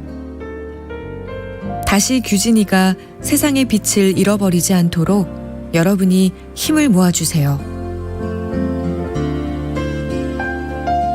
여러분의 따뜻한 손길이 희망의 빛이 됩니다. ARS 060-700-1580 060-700-1580 한 통화 3,000원으로 희망을 선물해 주세요. KBS 라디오 연중기획 희망충전 대한민국은 초록우산 어린이재단, 인탑스 주식회사, 그리고 청취자 여러분과 함께합니다. ARS 060-700-1580 한 통화 3,000원입니다.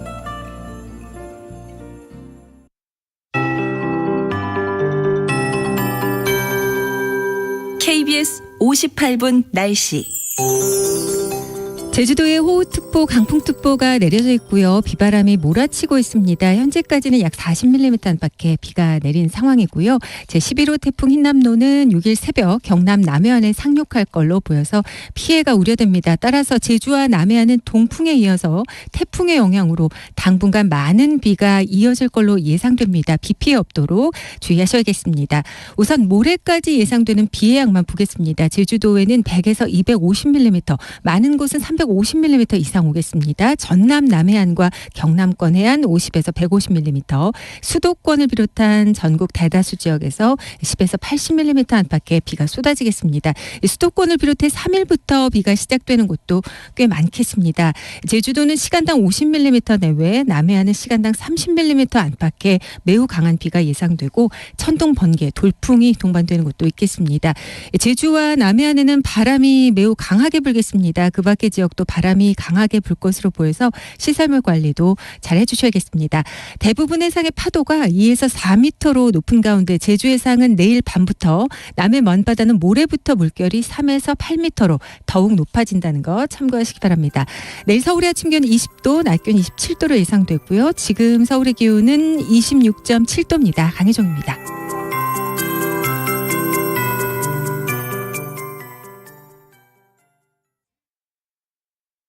정성을 다하는 국민의 방송 KBS가 6시를 알려드립니다. AM 711kHz, FM 97.3MHz, KBS 1라디오입니다. HLKA.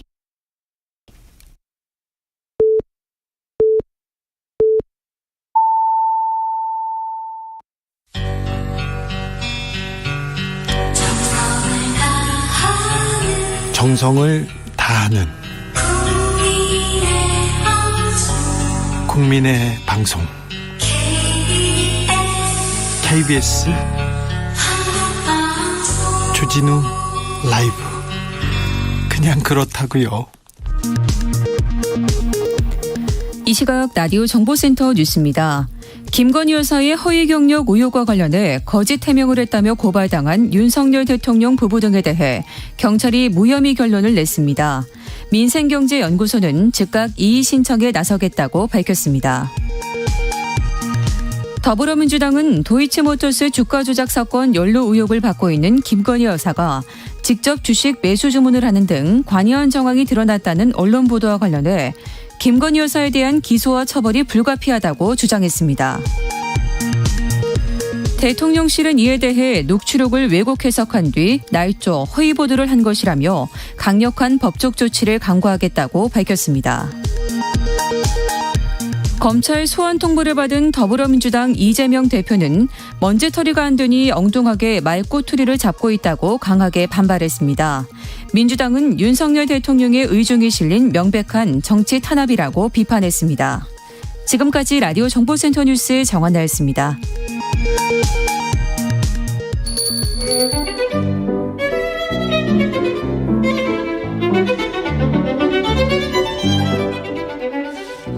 어서 오십시오. 고품격 정치 토크의 세계에 오신 여러분 환영합니다. 구성급 정치 맛집 메인 셰프 소개합니다. 깨어있는 정치지성 15,000보 아닙니다. 요즘은. 하지만 영원한 현역 전 실장 전 장관 박지원 전 국정원장 모셨습니다. 휠체어 버리고 요즘 네. 2,000보 걸습니다. 2,000보? 예. 목발 2,000보면 좀 더 쳐줘야죠. 예. 2배, 3배 쳐줘야 되나? 재활운동 겸해서 하는 네. 거죠. 괜찮으세요? 아파요. 아파요? 피곤하고. 피곤해요? 곧 15,000보 걸습니다. 알겠습니다. 예. 네. 이 얘기 또 아프다는데 이 얘기 물어보면 안 되는데 그래도 물어봐야지. 검찰이 서해 공무원 피살 사건 관련해서 대통령 기록관 압수수색했더라고요. 어떻게 보셨어요? 뭐가 있겠어요? 대통령 기록. 이건 대통령 기록관에는 네. 문재인 대통령을 타겟으로 해서 네.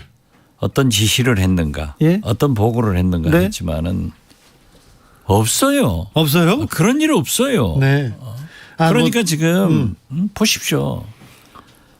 고환율, 네. 의뢰 수출이 잘 돼야 되는데 무역 적자, 그러니까요. 물가, 네. 엉망 아니에요. 네. 그런데 윤석열 대통령은 잡으라는 물가는 안 잡고 예. 박지원 잡는다고 하잖아요. 박지원 잡고 네. 문재인 잡으려고 하고 그렇죠. 이재명 잡으려고 하고 네. 이준석 미운 어른 새끼니까 잡으려고 하고 네. 이래가지고 경제가 물가가 잡혀요? 난 답답해요. 네. 아무튼 다른 건 몰라도 박지원 원장은 잡으려고 하는 것 같아요. 소환합니까? 아직 소환 안 왔어요. 네, 왜 자꾸 저를 불행하게 만들려고 노력하세요? 아무튼 못 잡죠. 어제 중앙일보 보니까 네. 제 비서실장, 제 국정원장 할 때 비서실장을 소환해 가지고 네. 삭제 지시를 받았느냐? 예. 그러니까 안 했다고 네. 부인했다고 하면서 이제 기록물 그 기사가 났던데 네. 어떤 분은 그래요. 검찰을 잘 아시는 그 언론계 사람은 아마 서면 조사 정도 하고 끝낼 것 같다고. 네. 그러지는 않을 거예요. 그러지 않을 것 같아요. 네, 저는 각오하고 있습니다. 네, 네. 그렇지만은 근데 되게 표정이 밝으세요? 아니 이재명 대표 네. 싸움 걸어오니까 전쟁입니다. 네. 싸우잖아요. 네. 저도 제가 싸운다고 했어요? 알겠습니다. 전 조용히 살고 싶었는데 그러니까 싸움 걸어오는데 싸움을 마다해요? 알겠습니다. 민주당 이재명 대표 되자마자 며칠 만에 검찰 소환 통보 딱 이러면 영수회담한다, 대통령과 만난다 그러다가 대화의 물꼬가 트이나 바로 소환 통보했습니다. 전쟁입니까? 전쟁입니다. 김현지 이재명 네. 의원 보좌관이 네. 진짜 멘트를 잘했더라고요. 네. 의원님 전쟁입니다. 그래요. 전쟁이죠. 전쟁입니까? 네. 근데요 오늘 이 사안을 바라보는 태도 전쟁입니다. 그렇다 범죄와의 전쟁이다 이렇게 얘기도 하는데 윤석열 대통령이 이렇게 지나가면서 기자한테 얘기했어요. 이 문제 이재명 소환 어떻게 보냐. 그러니까 기사 꼼꼼하게 읽을 시간이 없어. 잘 모른다. 그러면서 지금 경제와 민생이 우선이다. 이렇게 얘기했는데 이 대통령의 태도, 대통령의 대응 어떻게 보시는지요? 저는요. 윤석열 대통령 말씀을 못 믿겠어요. 아 그래요? 당무 개입하지 않는다고 하면서 체리 따봉 보내고 예. 최근에도 권성동 대표하고 식사하고 네. 초재선 의원들한테 전화해서 네. 비대위로 가도록 뒤집었잖아요. 그다음에 용산 이전비 예. 500억 정도 들어갔다가 했다가 300억이 더 뜬다는 거 아니에요. 네. 그런데 그것도 부처에서 자발적으로 했다? 자발적은 아니겠죠. 그것은 아니겠죠. 네, 막 그다음에 급식비도 있던데. 취임식 초청장 관계. 예. 김건희 여사. 네. 장모님. 네. 수사하는 사람들, 관계 있는 사람들 그 다 경찰이 조사해요. 하더라고요. 그런데 초청장 초청장 명단 없앴다. 예. 남았잖아요. 네. 그것도 거짓말 아니에요. 대통령실이. 그리고 김건희 여사 보석 장신구. 예. 6,200만 원짜리 또 다른 거 김건희 여사가 원장님은 그냥 괜찮다. 그 정도 찰 수 있다 이렇게 얘기하셨다. 부자 아니에요. 네, 네. 부자면은 샀죠. 네. 샀는데 그걸 왜 그렇게 스페인에서 빌렸다. 한국에서 빌렸다. 이렇게 하니까 총체적으로 믿을 수가 없어요. 자, 예. 보십시오. 예. 전직 국정원장 두 사람을 검찰에 고발하면서 네. 현 국정원장이 정보위에 나와서 예.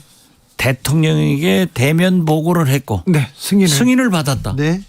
그런데 제1야당 여소야대 전국의 거의 3분의 2 의석을 가지고 있는 이재명 대표 당신하고 전화하면서 곧 만나자 민생하자 이렇게 했는데 과연 보고를 하지 않았을까? 신문 꼼꼼히 안 봐서 몰랐을까? 저는 안 믿어요. 이 정도 전국에 파란을 일으킬 사안인데 모르고 있었다는 것도 조금 글쎄요. 저는 사실 말이죠. 뭐 전쟁은 시작된 거예요. 아, 그렇습니까? 그런데 민주당이 전통적으로요. 탄압받고 걸어온 싸움은 잘합니다. 그래요? 네. 이재명 대표도 저게 쌈쟁이 아니에요. 네. 잘할 거예요. 네. 그러니까 이미 박홍근 대표나 정청래 최고위원 등은 초석을 깔아놓잖아요. 네.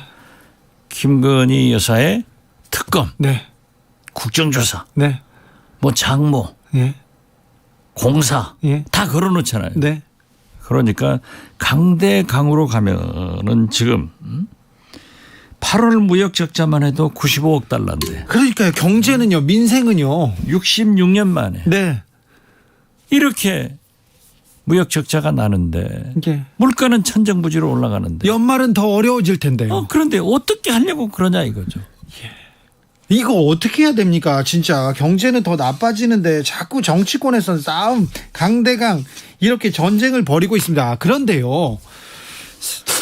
이 분란, 이 난국을 타개할 생각이 있는 건지 좀 묻고 싶어요. 국민의힘에서는 윤핵관 대 이준석 주변 계속 가처분과 뭘로 다투고 있고요. 그리고 또 대통령실도 윤핵관 사람들 나가라. 그래서 또 검핵관이라고 이렇게 이름을 지어주셨더라고요. 일부 또 핵심 세력이 또 윤핵관 세력을 내보낸다. 아니 대통령실도 그렇고 국민의힘도 그렇고 일단 기본적으로 정부 여당 주변에서 수습이 안 됩니다. 그렇습니다. 지금 바로 지적하신 윤핵관들이 장악했던 청와대 비서관 행정관들을 네. 검핵관들이 한 80여 명 몰아내잖아요. 네. 그런데 그건 잘했더라고요. 그래요? 김덕기 대통령 실장이 그건 기강을 잘 잡은 거예요. 네. 이 사람들이 보도를 보니까 카톡방을 만들어 가지고 대통령실의 업무를 서로 공유를 한 거예요. 그거 큰일이죠. 업무가 관계 있는 사람끼리 공유하는 것은 당연하지만은 그게 여의도로 흘러오고 보고가 되고 이게 제2의 김현철 사건이에요. 네. 와이스 김현철 사건. 네. 그런데 이것은 엄청난 국기문란이라고 생각합니다. 예. 멀쩡한 민정수석실에서 다 할 것을 없애가지고 네. 누가 추천했으며 윤핵관들이 했죠. 예. 누가 검증했어요? 윤핵관들이 했죠. 검핵관이 했죠. 아, 검핵관들이요. 네. 네. 누가 공직기강을 잡고 있었어요? 검핵관이 했죠. 검핵관이 했죠. 네. 이걸 누가 책임질 거예요? 이것은요. 저는 민주당이 저렇게 뻘짓해서는 안 돼요. 예. 이것은 국기문란 사건입니다. 네. 건국 이래 네. 이런 일이 없었어요. 없었죠. 어떤 정권에서 네.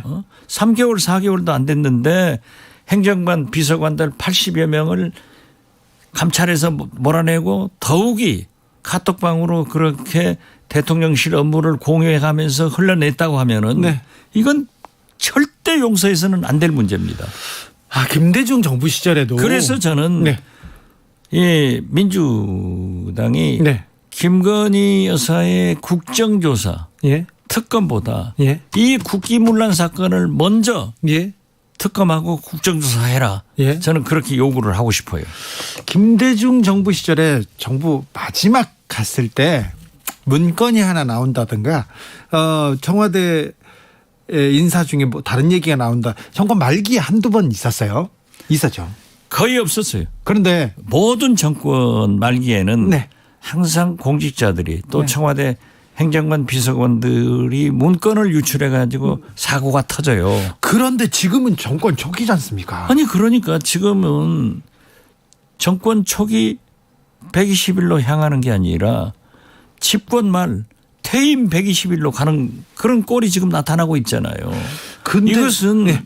윤석열 대통령이 대통령실장이 대국민 사과하고 발표해야 됩니다. 아, 네. 그리고 이건 사정기관에서 이런 걸 사정해야 돼. 이런 걸 검찰 조사를 해야 됩니다. 그렇죠. 검찰이 수사를 하고. 그럼요. 네. 이건 국기문란이에요. 그리고 민주당이 예. 제대로 잡아라. 이 문제를. 그럼요. 네. 그런데 윤석열 대통령 그러면 어이구 대통령실이 윤석열 대통령을 지금 보좌도 좀 잘 못하고 있다 이렇게밖에 볼 수 없는데 괜찮습니까? 이게 당도 그렇고 대통령실도 이렇게 혼란에 빠져 있으면 지금 현재 피라미드만 잡잖아요. 대여들은 독야청청하고 있는데 네. 민심을 이기는 권력은 없습니다. 예. 대통령은 없습니다. 그렇기 때문에 이제 권성동은 물러갈 거고. 물러갑니까? 저는 물러갑니다. 네. 자, 권성동 거기가 물러가고. 물러가야 네. 해결돼요. 예. 한 사람만 물러가면 다 해결돼요. 그래요? 그러면은 이준석 전 대표도 명분이 서잖아요. 네. 과유불급 지나치게 하면은 자기도 역풍 맞아요. 네. 장제원 의원은 앞으로 임명직에 진출하지 않겠다. 네. 만시지탄이지만 잘한 거예요. 네. 자 보세요. 주진희 기자가 누구보다도 잘 알지만은 김대중 대통령 후보 때 네. 동교동 가신들이 다 물러났죠. 일체 임명직 안 하겠다. 후보 때 그랬어요. 후보 때 있죠. 네. 대통령 5년간 네. 권노갑 고문 네. 상징적인 네. 면서기도 안 했어요. 네, 알겠어요. 김옥두 의원 네. 해수부 장관 하러 가니까 나보다 더 좋은 당 사람들을 하는 게 좋겠습니다. 네. 하고 안 했어요.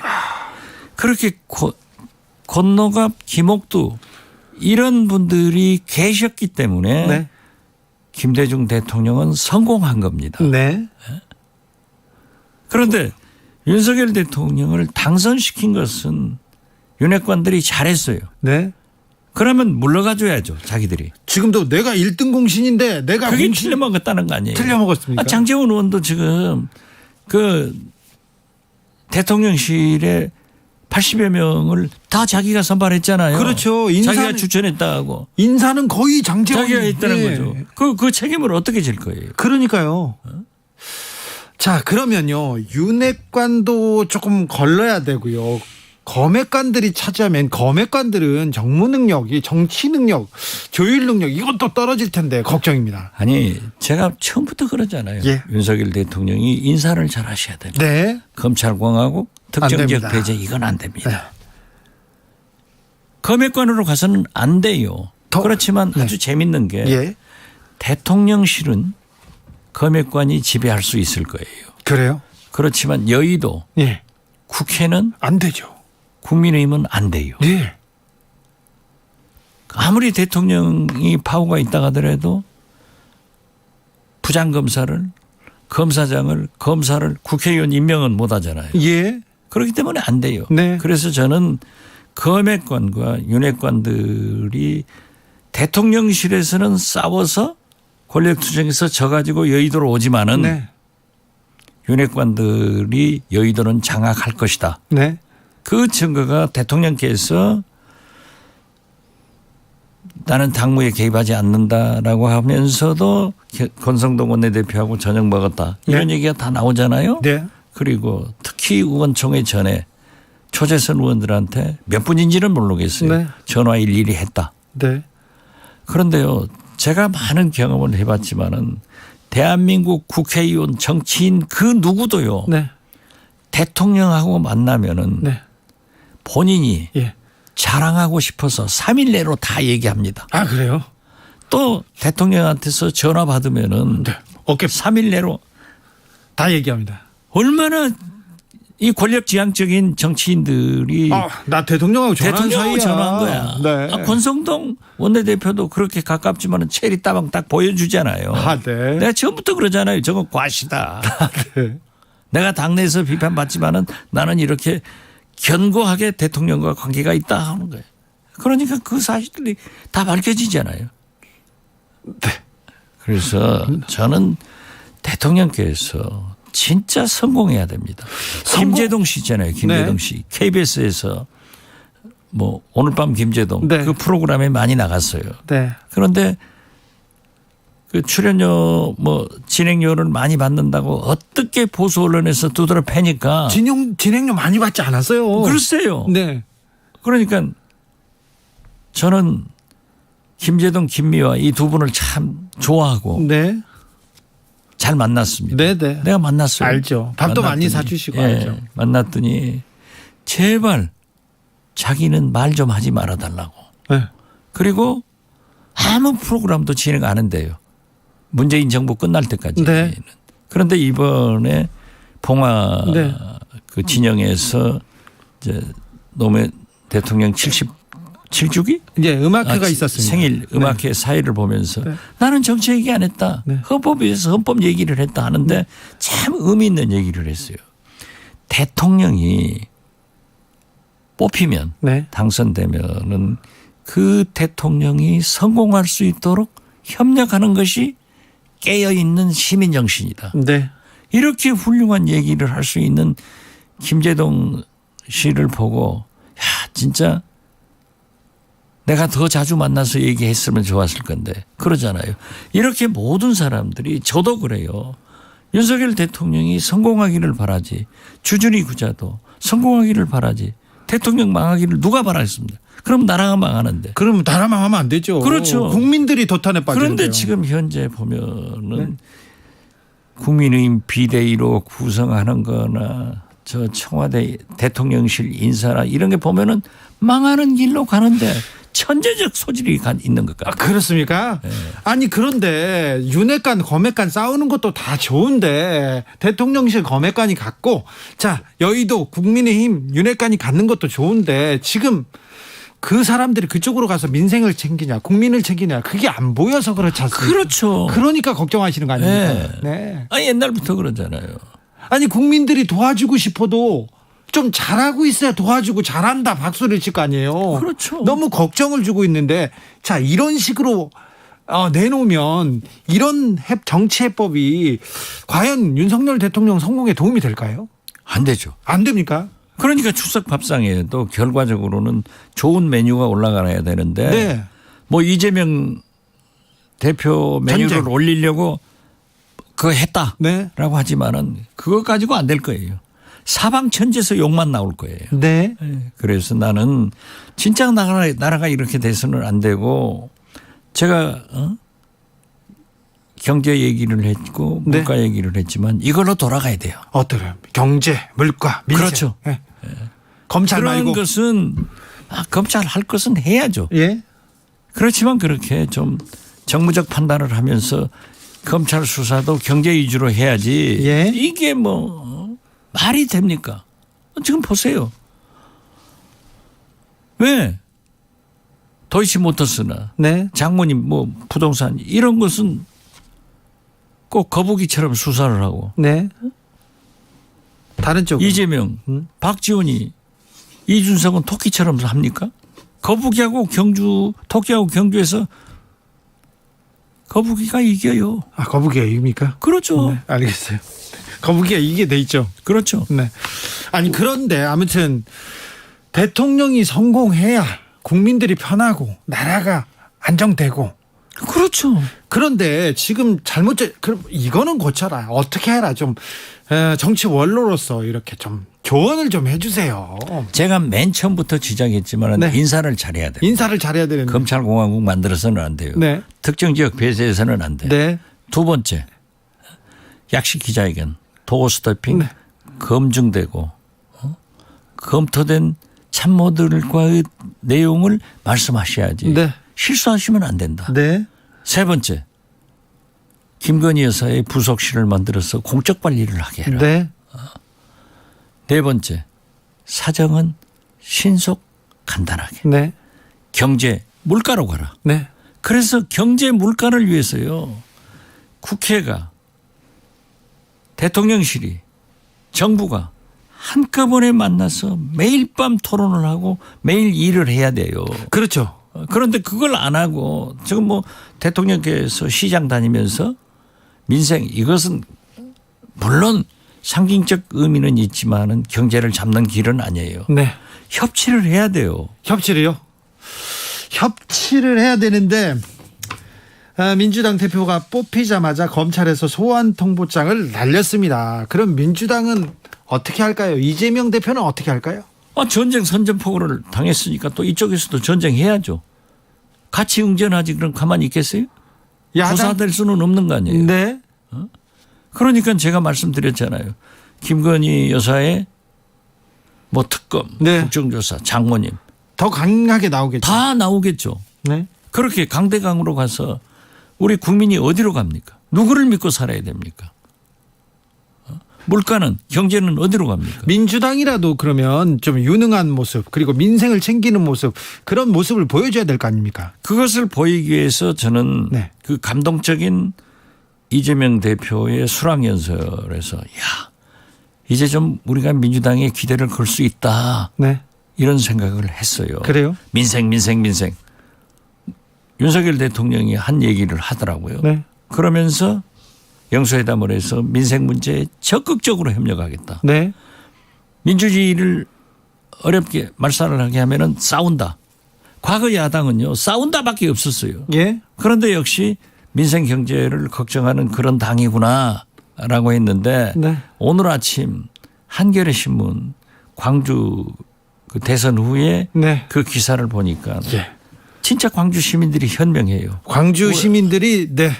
우리는 이재명에게 아낌없이 투표했다. 네. 전국 최고의 투표율을 했다. 네. 그랬는데 실패를 하니까 TV를 안 봤다. 네.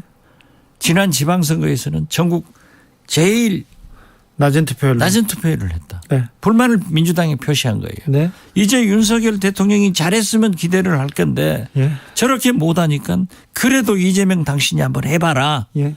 하는데 광주 시민 뭐라 하는지 아세요? 과거처럼 싸우라. 윤석열 뭐 발목 잡아라 이거 아니에요.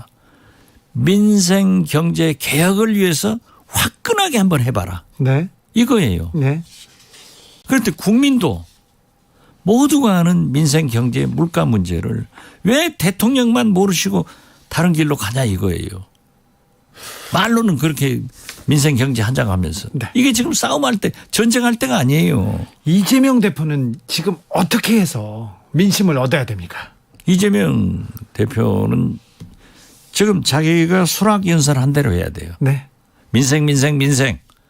그리고 민생 경제를 위해서 그래도 윤석열 대통령과 협력을 하고 안 되는 것은 생명을 걸고 싸워줘야 돼요. 그래요? 그렇죠. 야당이 싸우기 위해서 있는 건데 네. 반대하기 위해서 있는 건데 네. 잘못되는 것은 잡아야죠. 그렇습니까? 네.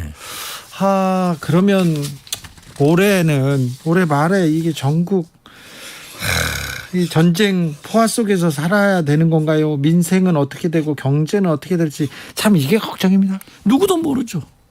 그 해결은 네. 윤석열 대통령께서 잘 생각해서 인사, 네. 당신의 말씀, 영부인의 공적 관리, 그리고 사정은 짧게 간단하게. 네. 민생 경제로 가자. 기본으로 돌아가서 그러면 된다 이거죠. 이 꼬인 이 실타래를 풀 사람은 대통령밖에 없어요. 네. 지금 현재는. 네. 왜냐하면 민주당은 하겠다고 나섰잖아요. 네. 그리고 민주당의 본산인 광주 시민들이 그러한 얘기를 하는 것은 진짜 우리가 이 어려움 속에서도 희망을 본다. 저는 그렇게 느꼈습니다. 알겠습니다.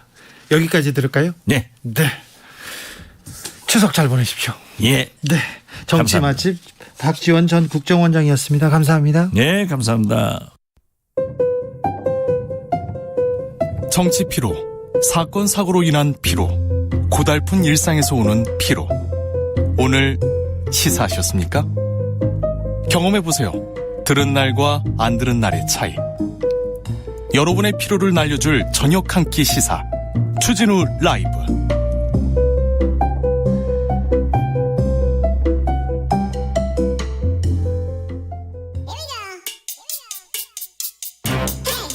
뉴스를 향한 진지한 고민, 기자들의 수다. 라이브 기자실을 찾은 오늘의 기자는 미디어오늘 정철훈 기자입니다. 어서 오세요. 안녕하세요. 뭘 탐구하고 계십니까? 요즘이요? 네. 탐구할 게 너무 많은데 요즘 알겠어요. 많이 게을러져가지고. 알겠어요. 네. 어떤 이야기로 가볼까요? 네, 그 국민 10명 중에 6명은 네. 가장 신뢰하는 언론인이 누구냐라고 물었을 때 네. 없다, 모른다 이런 답을 하는 것으로 나타났습니다. 예. 시사인이 매년 실시하는 대한민국 신뢰도 조사 결과인데요. 네. 일단 가장 신뢰하는 언론 매체로는 KBS가 꼽혔고요. 신뢰하는 매체는 KBS. 예, 가장 불신하는 매체로는 조선일보가 꼽혔는데 네. 10명 중 6명은 가장 신뢰하는 언론인이 없다. 이렇게 응답을 했습니다. 신뢰하는 언론인이 없다. 언론이 신뢰받고 있지 않다. 이런 얘기로도 들립니다. 예, 일단 언론 매체 순위를 보면 KBS, MBC, JTBC 순위였는데 네. 가장 불신하는 언론 매체는 이제 조선일보, MBC, TV조선 순이었습니다. 이 조사가 생긴 이래 조선일보가 지금 불신하는 언론 매체 1위는 항상 하고 있는 걸로 제가 기억하고 맞습니다. 있습니다. 늘 1위이고요. 예. 신문 매체로 가면 한겨레, 조선일보 응답률이 조금 높았는데 네. 모른다는 응답도 50.9%로 절반이 넘습니다. 네, 조선일보 신뢰한다는 사람들도 많습니다. 네, 그런데 한겨레, 조선일보 좀 비슷한 볼륨인데. 네. 그리고 가장 신뢰하는 방송 매체는 KBS, MBC, JTBC 순이었고요. 예. 근데 흥미로운 거는 MBC의 경우는 민주당 지지층, JTBC는 정의당 지지층, TV조선은 국민의힘 지지층에서 상대적으로 응답률이 높았다고 합니다. MBC는 민주당 지지층, TV조선은 국민의힘 지지층. 네네, 맞습니다. 가장 신뢰하는 언론인으로는 손석희 JTBC 특파원이 꼽혔는데요. 계속해서 1등하고 있습니다. 예, 조사가 시작된 이래로 16년 연속 1위인데 네. 이게 사실 근데 큰 의미는 지금 없는 상황입니다. 지금 퍼센테이지가 응답률이 11.3%가 나왔는데 중요한 거는 신뢰하는 언론인이 없다, 모른다 이렇게 응답하지 않은 비율이 59.5%로 압도적입니다. 이 부분을 우리는 좀 주목해야 될 것 같습니다. 예, 작년보다 높아진 수치인데요. 네. 그러니까 신뢰하는 언론이 누구냐라고 했을 때 떠올리지 못한다는 건데요. 네. 진행자께서 보시기에 이유가 어디에 있다고 보시는지. 언론이 불신받고 있다 얘기도 하고 저도 좀 부끄럽고 그러네요. 원래 이게 또 보면 순위권에 있는 사람들이 이제 김어준 총수 5.7%, 유시민 전 이사장 2.7%, 그리고 유재석 씨 2.1% 뭐 이렇게 나오거든요. 네. 유재석 씨 같은 경우는 유퀴즈가 올해 상반기에 윤석열 대통령 당선인 출연 논란이 있었는데 요게 좀 그 순위 하락에 영향을 준 것 같습니다. 작년에는 2위였는데 이번에 순위가 좀 떨어졌고요. 여론조사 개요 말씀해 주십시오. 네, 시사인과 K스탠 리서치가 8월 19일부터 21일까지 성인 1,005명을 대상으로 진행했고요. 표본 오차는 플러스 마이너스 3.1%포인트입니다. 네. 전 여기서 하나 조금 더 꼬집자면 가장 신뢰하는 언론이 순위권에 현직 기자가 없다. 네. 이것도 좀 한번 지적을 해보고 싶네요. 알겠어요. 한때 현직 기자가 한 분 계셨는데. 네. 네. 저 그만 보세요. 네. 네. 시사인 주진우 기자가 있었는데 네. 좀 분발하셔야 될 것 같아요. 아니요, KBS에서 지금 열심히 하고 있는데 열심히 하고 있는데 잘 듣는 분들이 여기 조사를 했어야 되는데 시사인 조사를 좀 더 잘했었는데 자세한 내용은 중앙선거 여론조사 심의위원회 홈페이지 참고하시면 됩니다. 다음으로 만나볼 이야기는요. 네, 한겨레가 지난 4월에 기사를 하나 씁니다. 네. 이 윤석열 당선자 쪽에서 대통령 관저를 애초 지목한 곳에서 옮기거든요. 그렇죠. 육군참모총장 공간에서 외교장관 공간으로 바꿨는데 갑작스레 바뀌었죠. 예, 이게 김건희 씨의 외교장관 공간 방문이 결정적 영향을 끼친 것 아니냐 이런 보도를 합니다. 네. 그 당시 보도를 보면 이제 김건희 여사가 외교장관 공간을 둘러보면서 여기가 마음에 들어 이런 말을 했다는 거죠. 네. 근데 이 보도를 한 한겨레 기자가 최근 이제 고발이 됩니다. 예. 고발장에 따르면 당시 보도 내용이 김건희 씨를 비방할 목적으로 허위 사실을 공표했다. 요 내용인데요. 네. 근데 고발장을 보면 고발인이 성명불상입니다. 성명불상 고발이 가능합니까? 그러니까 저도 이게 궁금한데 진행자께서 이제 기자 생활하시면서 고발 많이 당하셨을 텐데 네네. 성명불상 고발인이 흔합니까? 아니요. 보지 못했어요. 누가 고발했습니까? 이렇게 물어보게 되는데 네. 고발자가 없다. 이거 참. 그래서 지금 한겨레 쪽에서도 고발인이 누구냐 계속 물어보는데 이 마포경찰서에서 답을 안 해준답니다. 그러면 답을 안 해주면 이거 굉장히 좀 중요한 사람이 지금 고발을 직접 한 거 아닌가 그런 생각도 해봅니다. 그래서 매우 이례적이라고 하고요. 예. 또 그래서 이제 한겨레 노조의 주장은 지금 성명불상 고발인이 국민의힘 쪽으로 알려져 있다. 네. 또 이런 주장을 합니다. 그래서 만약 사실이면 이번 형사고발은 대통령 부인을 위한 국민의힘의 대리고발이다. 이런 주장을 하고 있는데 네. 조금 더 사실 확인이 필요한 상황인 것 같긴 하고요. 네. 그리고 이 사안과 관련해서 한겨레 노조는 이제 대통령 관저 이전을 인수위가 정부 부처 협의도 없이 일방적으로 진행했다는 게 이 기사의 핵심이었다. 그리고 당선자 부인은 엄연한 공인이었고 대통령 집무실 이전은 공공의 큰 관심사인데 이 보복성 형사고발로 대응한 것은 표현의 자유 위축이 우려된다. 이런 입장을 밝히기도 했습니다. 김건희 여사의 외교장관 공간 방문이 결정적 영향을 끼친 듯한 정황이 여럿 발견된다. 영향을 끼친 듯한 정황이 여럿 발견된다. 이게 좀 약간 애매모호한 구절인데 이 부분을 가지고 형사처벌을 할 수 있을까요? 이 부분을 가지고 고발을 했는데 고발자 이름이 없다고요. 이건 또 무슨 내용인지 좀 지켜보겠습니다. 최근 구 열린공감 TV죠. 더 탐사 기자 PD들 자택 압수수색에 사무실 압수수색에 여러 건들이 좀 있는데 좀 하소상한 시절인 것 같습니다. 다음으로 만나볼 이야기는요? 예, 신문의 날에 참석했던 대통령께서 방송의 날 행사에는 불참하신다는 소식입니다. 그래요? 예, 윤석열 대통령이 2일 오늘입니다. 방송의 날 기념행사에 불참하기로 했는데 이 불참에도 메시지가 있다고 봐야겠죠. 그렇죠. 방송의 날 축하회는 역대 대통령들이 직접 참석하거나 축사를 보내는 게 관례였습니다. 김영삼, 김대중, 노무현, 이명박, 박근혜 예외가 없었는데 취임 첫 해는 가거든요. 예, 그랬습니다. 그런데 참석하지 않기로 했고요. 예. 심지어 축사도 없다고 합니다. 축사도 없다고요? 예. 이거 홍보수석실에서 어떻게 보고 있는 거죠? 이거 왜 이러는 거죠? 왜 그런데 이 방송하고는 잘 지내겠다, 일부러 잘 지내려고도 막 노력을 하는데 권성동 원내대표도 방송 관련해서는 불만이 많아 보이더라고요. 예, 맞습니다. 공영방송을 노조가 장악했다는 식의 허위 주장을 좀 하셨는데 지금 앞서 윤 대통령의 경우는 지난 4월에 당선인 신분으로 신문협회가 주최하는 신문의 날 기념식에는 참석을 했습니다. 그리고 지난 7월에 한국인터넷신문협회가 주최한 기념식에서는 이제 축사를 보냈었는데 축사는 보냈는데 축사도 보내지 않았다고요? 예, 축사가 없다고 합니다. 현재 이제 국민의힘과 이 보수 성향 단체에서 공영방송 경영진의 퇴진을 요구하고 있다는 점에서 비춰보면 이 불참의 메시지가 좀 가볍지 않다.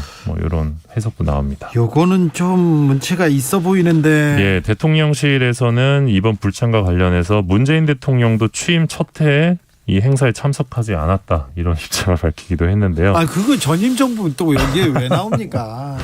근데 이게 그 당시랑 지금이랑 또 상황이 많이 다르기 때문에 단순 비교하기는 좀 어렵다는 생각을 합니다. 네. 기자들의 수다, 미디어 오늘 정철은 기자 함께 탐구했습니다. 감사합니다. 맞습니다. 교통정보센터 다녀올까요? 김한나 씨. 네, 시각 교통정보입니다. 먼저 서울 시내 사고 소식인데요. 올림픽대로 잠실 쪽으로는 노량진 수산시장부터 영동대교까지 밀리고 있는데 그 가운데 동작대교 남단 부근 2차로에서 사고가 나서 부근으로 정체되고 있고 반대 공항 쪽으로는 청담대교에서 가양대교까지 쭉 정체되는데 1시간 10분가량 소요되겠습니다. 또 북부간선도로 종암분기점 방면으로는 묵동 부근에서 원릉분기점 쪽으로 사고가 났는데 부근으로 굉장히 많이 혼잡합니다. 고속도로는 지금 교통량 아주 많습니다. 특히 서해안 고속도로는 서울 방면으로 서평택 부근에서 매송 부근까지 30km 극심한 정체고요. 반대 목포 쪽으로는 옹천터널 부근에서 사고가 나서 무창포 나들목 부근에서 정체되고 있습니다. 계속해서 영동고속도로입니다. 강릉 방면으로 서안산 부근 그리고 반월터널 부근에서 밀리고 강천터널 부근에서는 아직도 사고 처리가 안 되고 있습니다. 반대 인천 쪽으로는 신갈분기점 부근에서 반월터널까지 24km 구간에서 가장 많이 밀립니다. 마지막으로 중부고속도로 하남 쪽으로는 곤지암 분기점 부근에서 중부 1터널까지 20km 길게 정체고요. 반대 남이 쪽으로는 역시 곤지암 부근 그리고 진천터널 부근과 증평에서 오창 휴게소까지 속도 내려갑니다. 목적지까지 안전운전하시기 바랍니다. KBS 교통정보센터에서 김한나였습니다.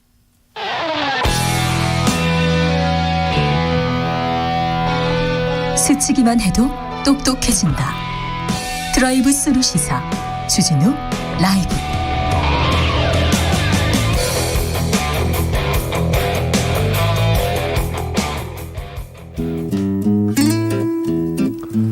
현실의 불이 꺼지고 영화의 막이 오릅니다. 영화보다 더 영화 같은 현실 시작합니다. 라이너의 시사회.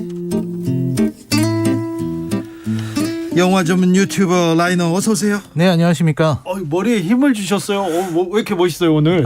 오늘 머리하고요. 네. 또 메이크업을 한 상태입니다. 그러니까요. 왜 그러세요? 오늘 여기 오기 전에 네. 그 타 방송에서 네. 그 슈퍼스타 정우성 씨와 네. 같이 이렇게 방송을 하면서 네. 이 얼굴 대결을 펼쳤기 때문에 이거 전쟁이에요. 전쟁이에요. 그러다 감옥 가요. 누구하고 누구를 정우성하고 외모 대결하고 갔어요? 네. 그래도 그분이랑 같이 카메라에 나온다면은 좀 그래도 어떻게 좀 해야 되지 않을까. 기분이 나쁘더라고요. 같이 사진 찍고 그러면 기분이 나빠요. 정우성 씨가 인품도 훌륭하고 생각도 깊고 다 좀 좋아요. 네, 굉장히 좋은 사람이에요. 네네. 훌륭한 분인데 아주 기분이 나빠요. 사진 찍으면. 저는 약간 그런 생각도 들더라고요. 네. 이 참 내가 그동안 그래도 평범하게 생겼다고 생각했는데 좀 그렇지 않았구나. 그렇습니까? 네, 아무튼 그렇게 좋은 사람은 아니다. 사진 찍을 때 사진 찍을 때는 좋은 깊이 사람 해야 아니다. 될. 네. 자, 오늘은 어떤 이야기 해볼까요? 네, 최근 나온 이슈 중에서 가장 인상적인 거는 이제 다시 살아난 론스타 이야기인 것 같아요. 네, 그렇죠. 한동훈 장관이 론스타 이야기 다시 부르짖혔죠.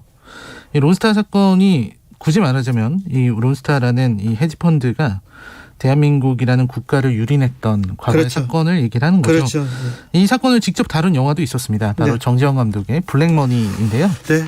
이 영화는 이미 제가 주진우 라이브에서 소개하기도 했었습니다. 네. 그래서 이런 어떤 금융 문제, 금융 사기 이런 것들을 다룬 작품들은 꽤 좀 있었는데, 있죠. 네, 네. 꽤 있었는데 시사회에서 했던 영화들도 좀 있었습니다. 네. 네, 오늘은요 2010년에 나온 영화 중에서 이 서브프라임 모기지 사태, 미국의 리먼 브라더스 사태로 이어지는 그걸 그린 작품 인사이드 잡을 소개해드리려고 합니다. 인사이드 잡, 서프라임 모기지 다룬 작품 중에 빅쇼트라는 영화가 굉장히 네. 또 유명했는데. 그렇죠. 이 아담 맥케이의 빅쇼트는 이제 서브프라임 모기지 사태를 예견했었던 사람들의 이야기를 그거로 잘 표현했죠. 굉장히 잘 표현해요. 네, 메시지도 정말 잘 담았고요. 그런데 인사이드 잡은요? 네, 인사이드 잡은 그런 극영화가 아니고요. 다큐멘터리 영화입니다. 네. 다큐멘터리 영화라서 굉장히 잘 만든 다큐멘터리 영화예요. 네. 그래서 제83회 아카데미 시상식에서 장편 다큐멘터리상을 수상하기도 했습니다. 2095님 감사합니다. 파한대수 이렇게 얘기하는데 이거 정우성 아닌가? 정우성 씨가 가끔 방송을 듣는데 잘 모르겠습니다. 저 몇 번으로 지금 저 얘기 안 불렀어요? 네, 안 불렀어? 안 불렀다. 네. 예. 그래서 이처럼 다큐멘터리 영화가 지닌 가치라는 게 있습니다. 네. 또 이 주진우 기자님도 네. 감독님으로서 다큐멘터리 영화를 만드셨지만 얘기하지 마요. 네, 알겠어요. 네. 어떤 중요한 문제가 있었을 때 이 다큐멘터리를 통해서 해당 사건의 진실을 파헤치거나 네. 혹은 이 사건의 기록하거나 그렇죠. 실체를 또 드러내게 하거나 실체에 가까이 가거나 네. 굉장히 중요합니다. 이런 다큐멘터리 작업들이 굉장히 필요하거든요. 네, 그래서 그러면 우리나라도 이렇게 인사이드 잡 같은 양질의 다큐멘터리가 나와서 네. 보다 많은 사건들을 이렇게 영화관에서 관객들에게 전달할 수 있다면 좋겠다. 사실 론스타 문제 다큐멘터리가 좀 정리해놓고 가야 되는데 그런 생각 저는 많이 들어요. 아주 필요한 부분이에요. 느티나무님, 라이너님 영화 선택 시기 적절합니다. 얘기합니다. 영화 속으로 들어가 보겠습니다. 네, 이 인사이드 잡이라는 작품은 일단 아까 말씀드린 것처럼 다큐멘터리로 구성되어 있고 5개의 챕터로 되어 있고요. 네. 인사이드 잡이라는 것 자체가 이제 자기들끼리 그 내부적으로 범죄를 저지르는 이런 것들을 그렇죠. 이야기하는 것이죠. 네. 그래서 이 영화는 이제 2008년에 미국 경제를 뒤흔들었던 리먼 브라더스와 AIG의 몰락 이걸 그리고 있습니다. 네. 근데 미국의 금융위기 사태가 정작 미국 당국보다 다른 국가들에게 더 큰 상처를 입힌 것으로 드러났고요. 네. 세계 경제 위기 때문에 아주 무수히 많은 사람들이 직업을 잃거나 그렇죠. 집을 잃거나 엄청난 파장이 있었죠. 엄청난 파장인데요. 네. 이런 어떤 금융 선진국에서 금융 위기가 왜 일어났느냐 이거를 하나하나 설명해 주는 식으로 영화는 진행을 합니다. 네. 그 미국 같은 곳은 이제 금융 규제가 굉장히 엄격해서 빌린 곳의 대출금을 갚으면 되는데요. 그러나 은행들이 정치권에 로비를 해서 금융 규제를 완화하면서 네. 금융업계에 유동성 먹이 사슬을 만들기 시작했던 겁니다. 그때 막 규제를 풀어가지고 집을 산다 그러면 돈을 막 빌려줬어요. 막 빌려주니까 그렇습니다. 더 막 빌려줬죠. 아, 그렇습니다. 그리고 이 영화에서도 이 부분 나올 때쯤에 지금 들어도 아마 많은 분들이 그 이름 하는 이름들이 나옵니다. 뭐 그린스펀이라든지 네. 뭐 이런 이름들이 나오면서 그런 관계자들의 인터뷰가 아주 인상적이고요. 네. 아무튼 1990년대 말에 규제받지 않았던 이런 파생 금융 상품이라고 하더라고요. 이것들이 폭발적으로 늘어나고요. 그리고 이런 대출업자가 모기지를 투자은행에 파는 식으로 진행을 합니다. 그래서 수천 개의 론을 또 합쳐서 투자은행이 부채담보부 증권, 이 CDO라고 하는 건데 요거는 지난번에 빅쇼트 할 때도 한 번씩 설명을 드렸던 부분이 있었습니다. 그래서 파생 상품을 만들어 가고요. 그걸 또 투자자에게 판매하고 이제 주택 소유자가 돈을 갚으면 투자자에게 돈이 들어가고 이런 식으로 금융시장이 계속해서 불안해지고 복잡하게 되는 그런 엄청난 사태가 있었습니다. 예. 그런 과정에서 이제 영화는 계속해서 이 금융위기에 불을 당긴 게 비우량 주택담보대출이라고 할 수 있는 서브프라임 금융 파생상품. 네. 그러니까 요거는 그때 영화에서도 말씀드렸지만 정말 직업이 없어도 대출을 해주고 아무것도 없어도 사실 존재하지 않는 사람에게도 대출을 해줬다 이런 얘기가 있을 정도로 엄청난 부분이었는데요. 네. 은행들은 이제 그 상품에 자산을 다 투자를 했고요. 그리고 이 거품이 엄청나게 늘어나면서 은행은 계속해서 융자를 받아서 또 이런 부채담보부 증권을 계속해서 창출해냈습니다. 예. 그래서 결국은 이 주택담보대출의 3분의 2가 채무 불이행이 되었는데요. 그럼에도 불구하고 골드만삭스는 계속해서 이런 걸 팔았고 세계에서 가장 큰 보험회사였던 AIG는 그 신용부도 수합이라는 걸 팔았어요. 일단 좀 어렵죠. 부도 수합, 뭐 담보대출, 서프라임 모기지, 파생상품 어렵습니다만 다 왔습니다. 거의 따라왔습니다. 네, 그렇습니다. 그래서 이 신용부도 수합, 뭐 부도가 나면은 투자자들에게 손실을 보전해주겠다 네. 이런 걸 판 거죠. 네. 골드만삭스는 내부에서 이런 자기들은 절대 사지 않을 정말 나쁜 상품이라고 평가하는 상품을 팔면서 그 상품이 망하면 돈을 버는 보험에 또 가입하고 네. 뭐 이런 식으로 한 겁니다. 절대 망하지 않는 구조네요, 자기들은. 그렇죠. 네. 그리고 또 AIG는 그 어떤 손실금도 배당을 해놓지 않았고 그래서 그 자금들이 보험 손실금으로 다 빠져나가서 부도 위기에 처합니다. 네. 그리고 이 와중에 이 사람들은 이걸 팔았기 때문에 그렇죠. 성과 나는 수당 내나 그랬을 거 아니에요. 그렇습니다. 그래서 그 와중에 이제 이런 금융위기를 만들어낸 자초했다고 볼 수 있는 책임 있는 사람들은 여기에서 이제 엄청난 액수의 보너스, 연금 이런 거를 챙기기 시작한 겁니다. 예. 그래서 이런 식으로 일이 계속 벌어졌다는 게 나오게 되고요. 그리고 네. 이런 금융위기의 결말이 결국은 미국이 국고를 꺼내서 1억 6천만 달러를 꺼내서 AIG에 투입해서 안정시켰고 여기도 대마불사예요. 그렇습니다. 네. 그때도 이제 2008년에 당시 조지 W 부시 대통령이 7천억 달러 구제 금융안에 서명하기도 했습니다. 세금으로 이 그 탐욕스러운 그 금융기관을 살려야 했어요. 결국 그 몫은 국민들이, 가난한 사람들. 그렇습니다. 가난한 사람들만 고통을 받게 됐다는 게 이 영화의 결론이기도 합니다. 1179님 제대로 된 영화 들고 오셨습니다. 탐욕이란 무엇일까요? 생각하게 합니다. 이렇게 얘기하고요. 조성빈님 자본주의와 기득권의 적나라한 현실 볼 수 있습니다. 클라라님께서는요, 영화만 잘 챙겨봐도 똑똑이 되겠어요. 똑똑이. 그럼요, 주진우 라이브만 들으시면 똑똑이 됩니다. 똑똑이. 자, 똑똑히 들으세요. 이 영화 소개하는 이유는요? 일단 이 영화가 굉장히 특별한 부분들이 있어요. 특별한 부분이요? 네, 첫 번째는 일반적으로 우리가 서브프라임 모기지론 이런 얘기를 들으면 이게 어떤 금융 시스템의 문제보다는 어떤 실물 경제의 위기가 오니까 금융이 흔들린다 이런 식으로 설명하는 사람들이 많았는데 처음에 그랬죠. 근데 이 다큐멘터리를 보면은 사실 이 위기를 초래한 거는 이 기관들 네. 그리고 거기에 연루된 사람들 이 사람들이 문제였다는 데 초점을 맞췄어요. 금융기관 사람들이 양심이 없으니까 신뢰가 없으니까 이런 일을 만들었죠. 자세히 보면 그렇잖아요. 네, 그렇습니다. 론스타 문제도 그래요. 만약에 금융 관료들이 조금만 더 국가와 국민들을 생각했다면, 고민했다면 그런 부정적인 그런 불법적인 일 안 했을 거 아닙니까? 그렇죠. 싸게 팔고 또 그 특혜를 주고 그것 때문에 국민들이 다 고통받습니다. 이런 실제 관계자들이 나오면서 네. 관객에게 이런 금융위기의 원인이 사실은 되게 쉬운 거다.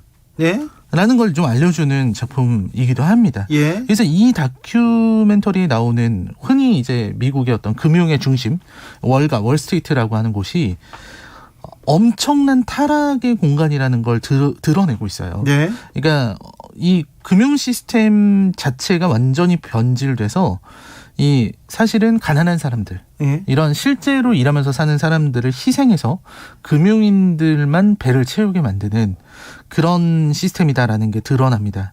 그래서 이 장면들이 되게 엄청 인상적인데요. 이 금융위기가 나오고 나서 경제 대공황이 오니까 서민들은 다 직업을 잃어요. 그렇죠. 그때 어떤 일이 있었냐면요. 직업을 잃어서 서민들이 텐트 치고 살고 뉴욕 밖에 네네. 쫓아나서 산에 살고 막 그런 사람들도 있었어요. 그렇습니다.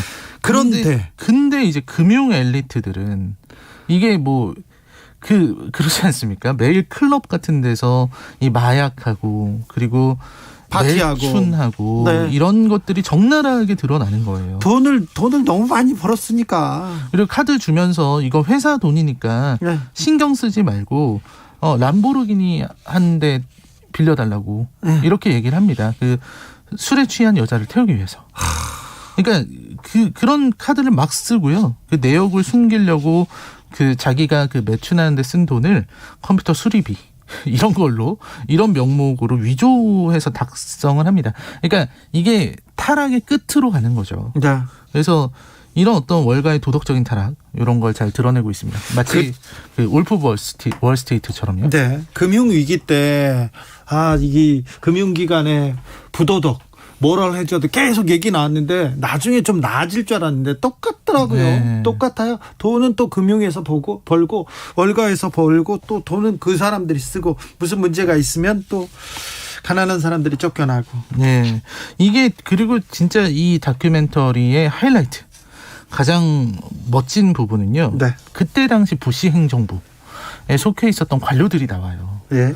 그 관료들이나 혹은 그 학자들이 나오거든요. 네. 무슨 뭐 하버드의 아주 유명하신 교수님들입니다.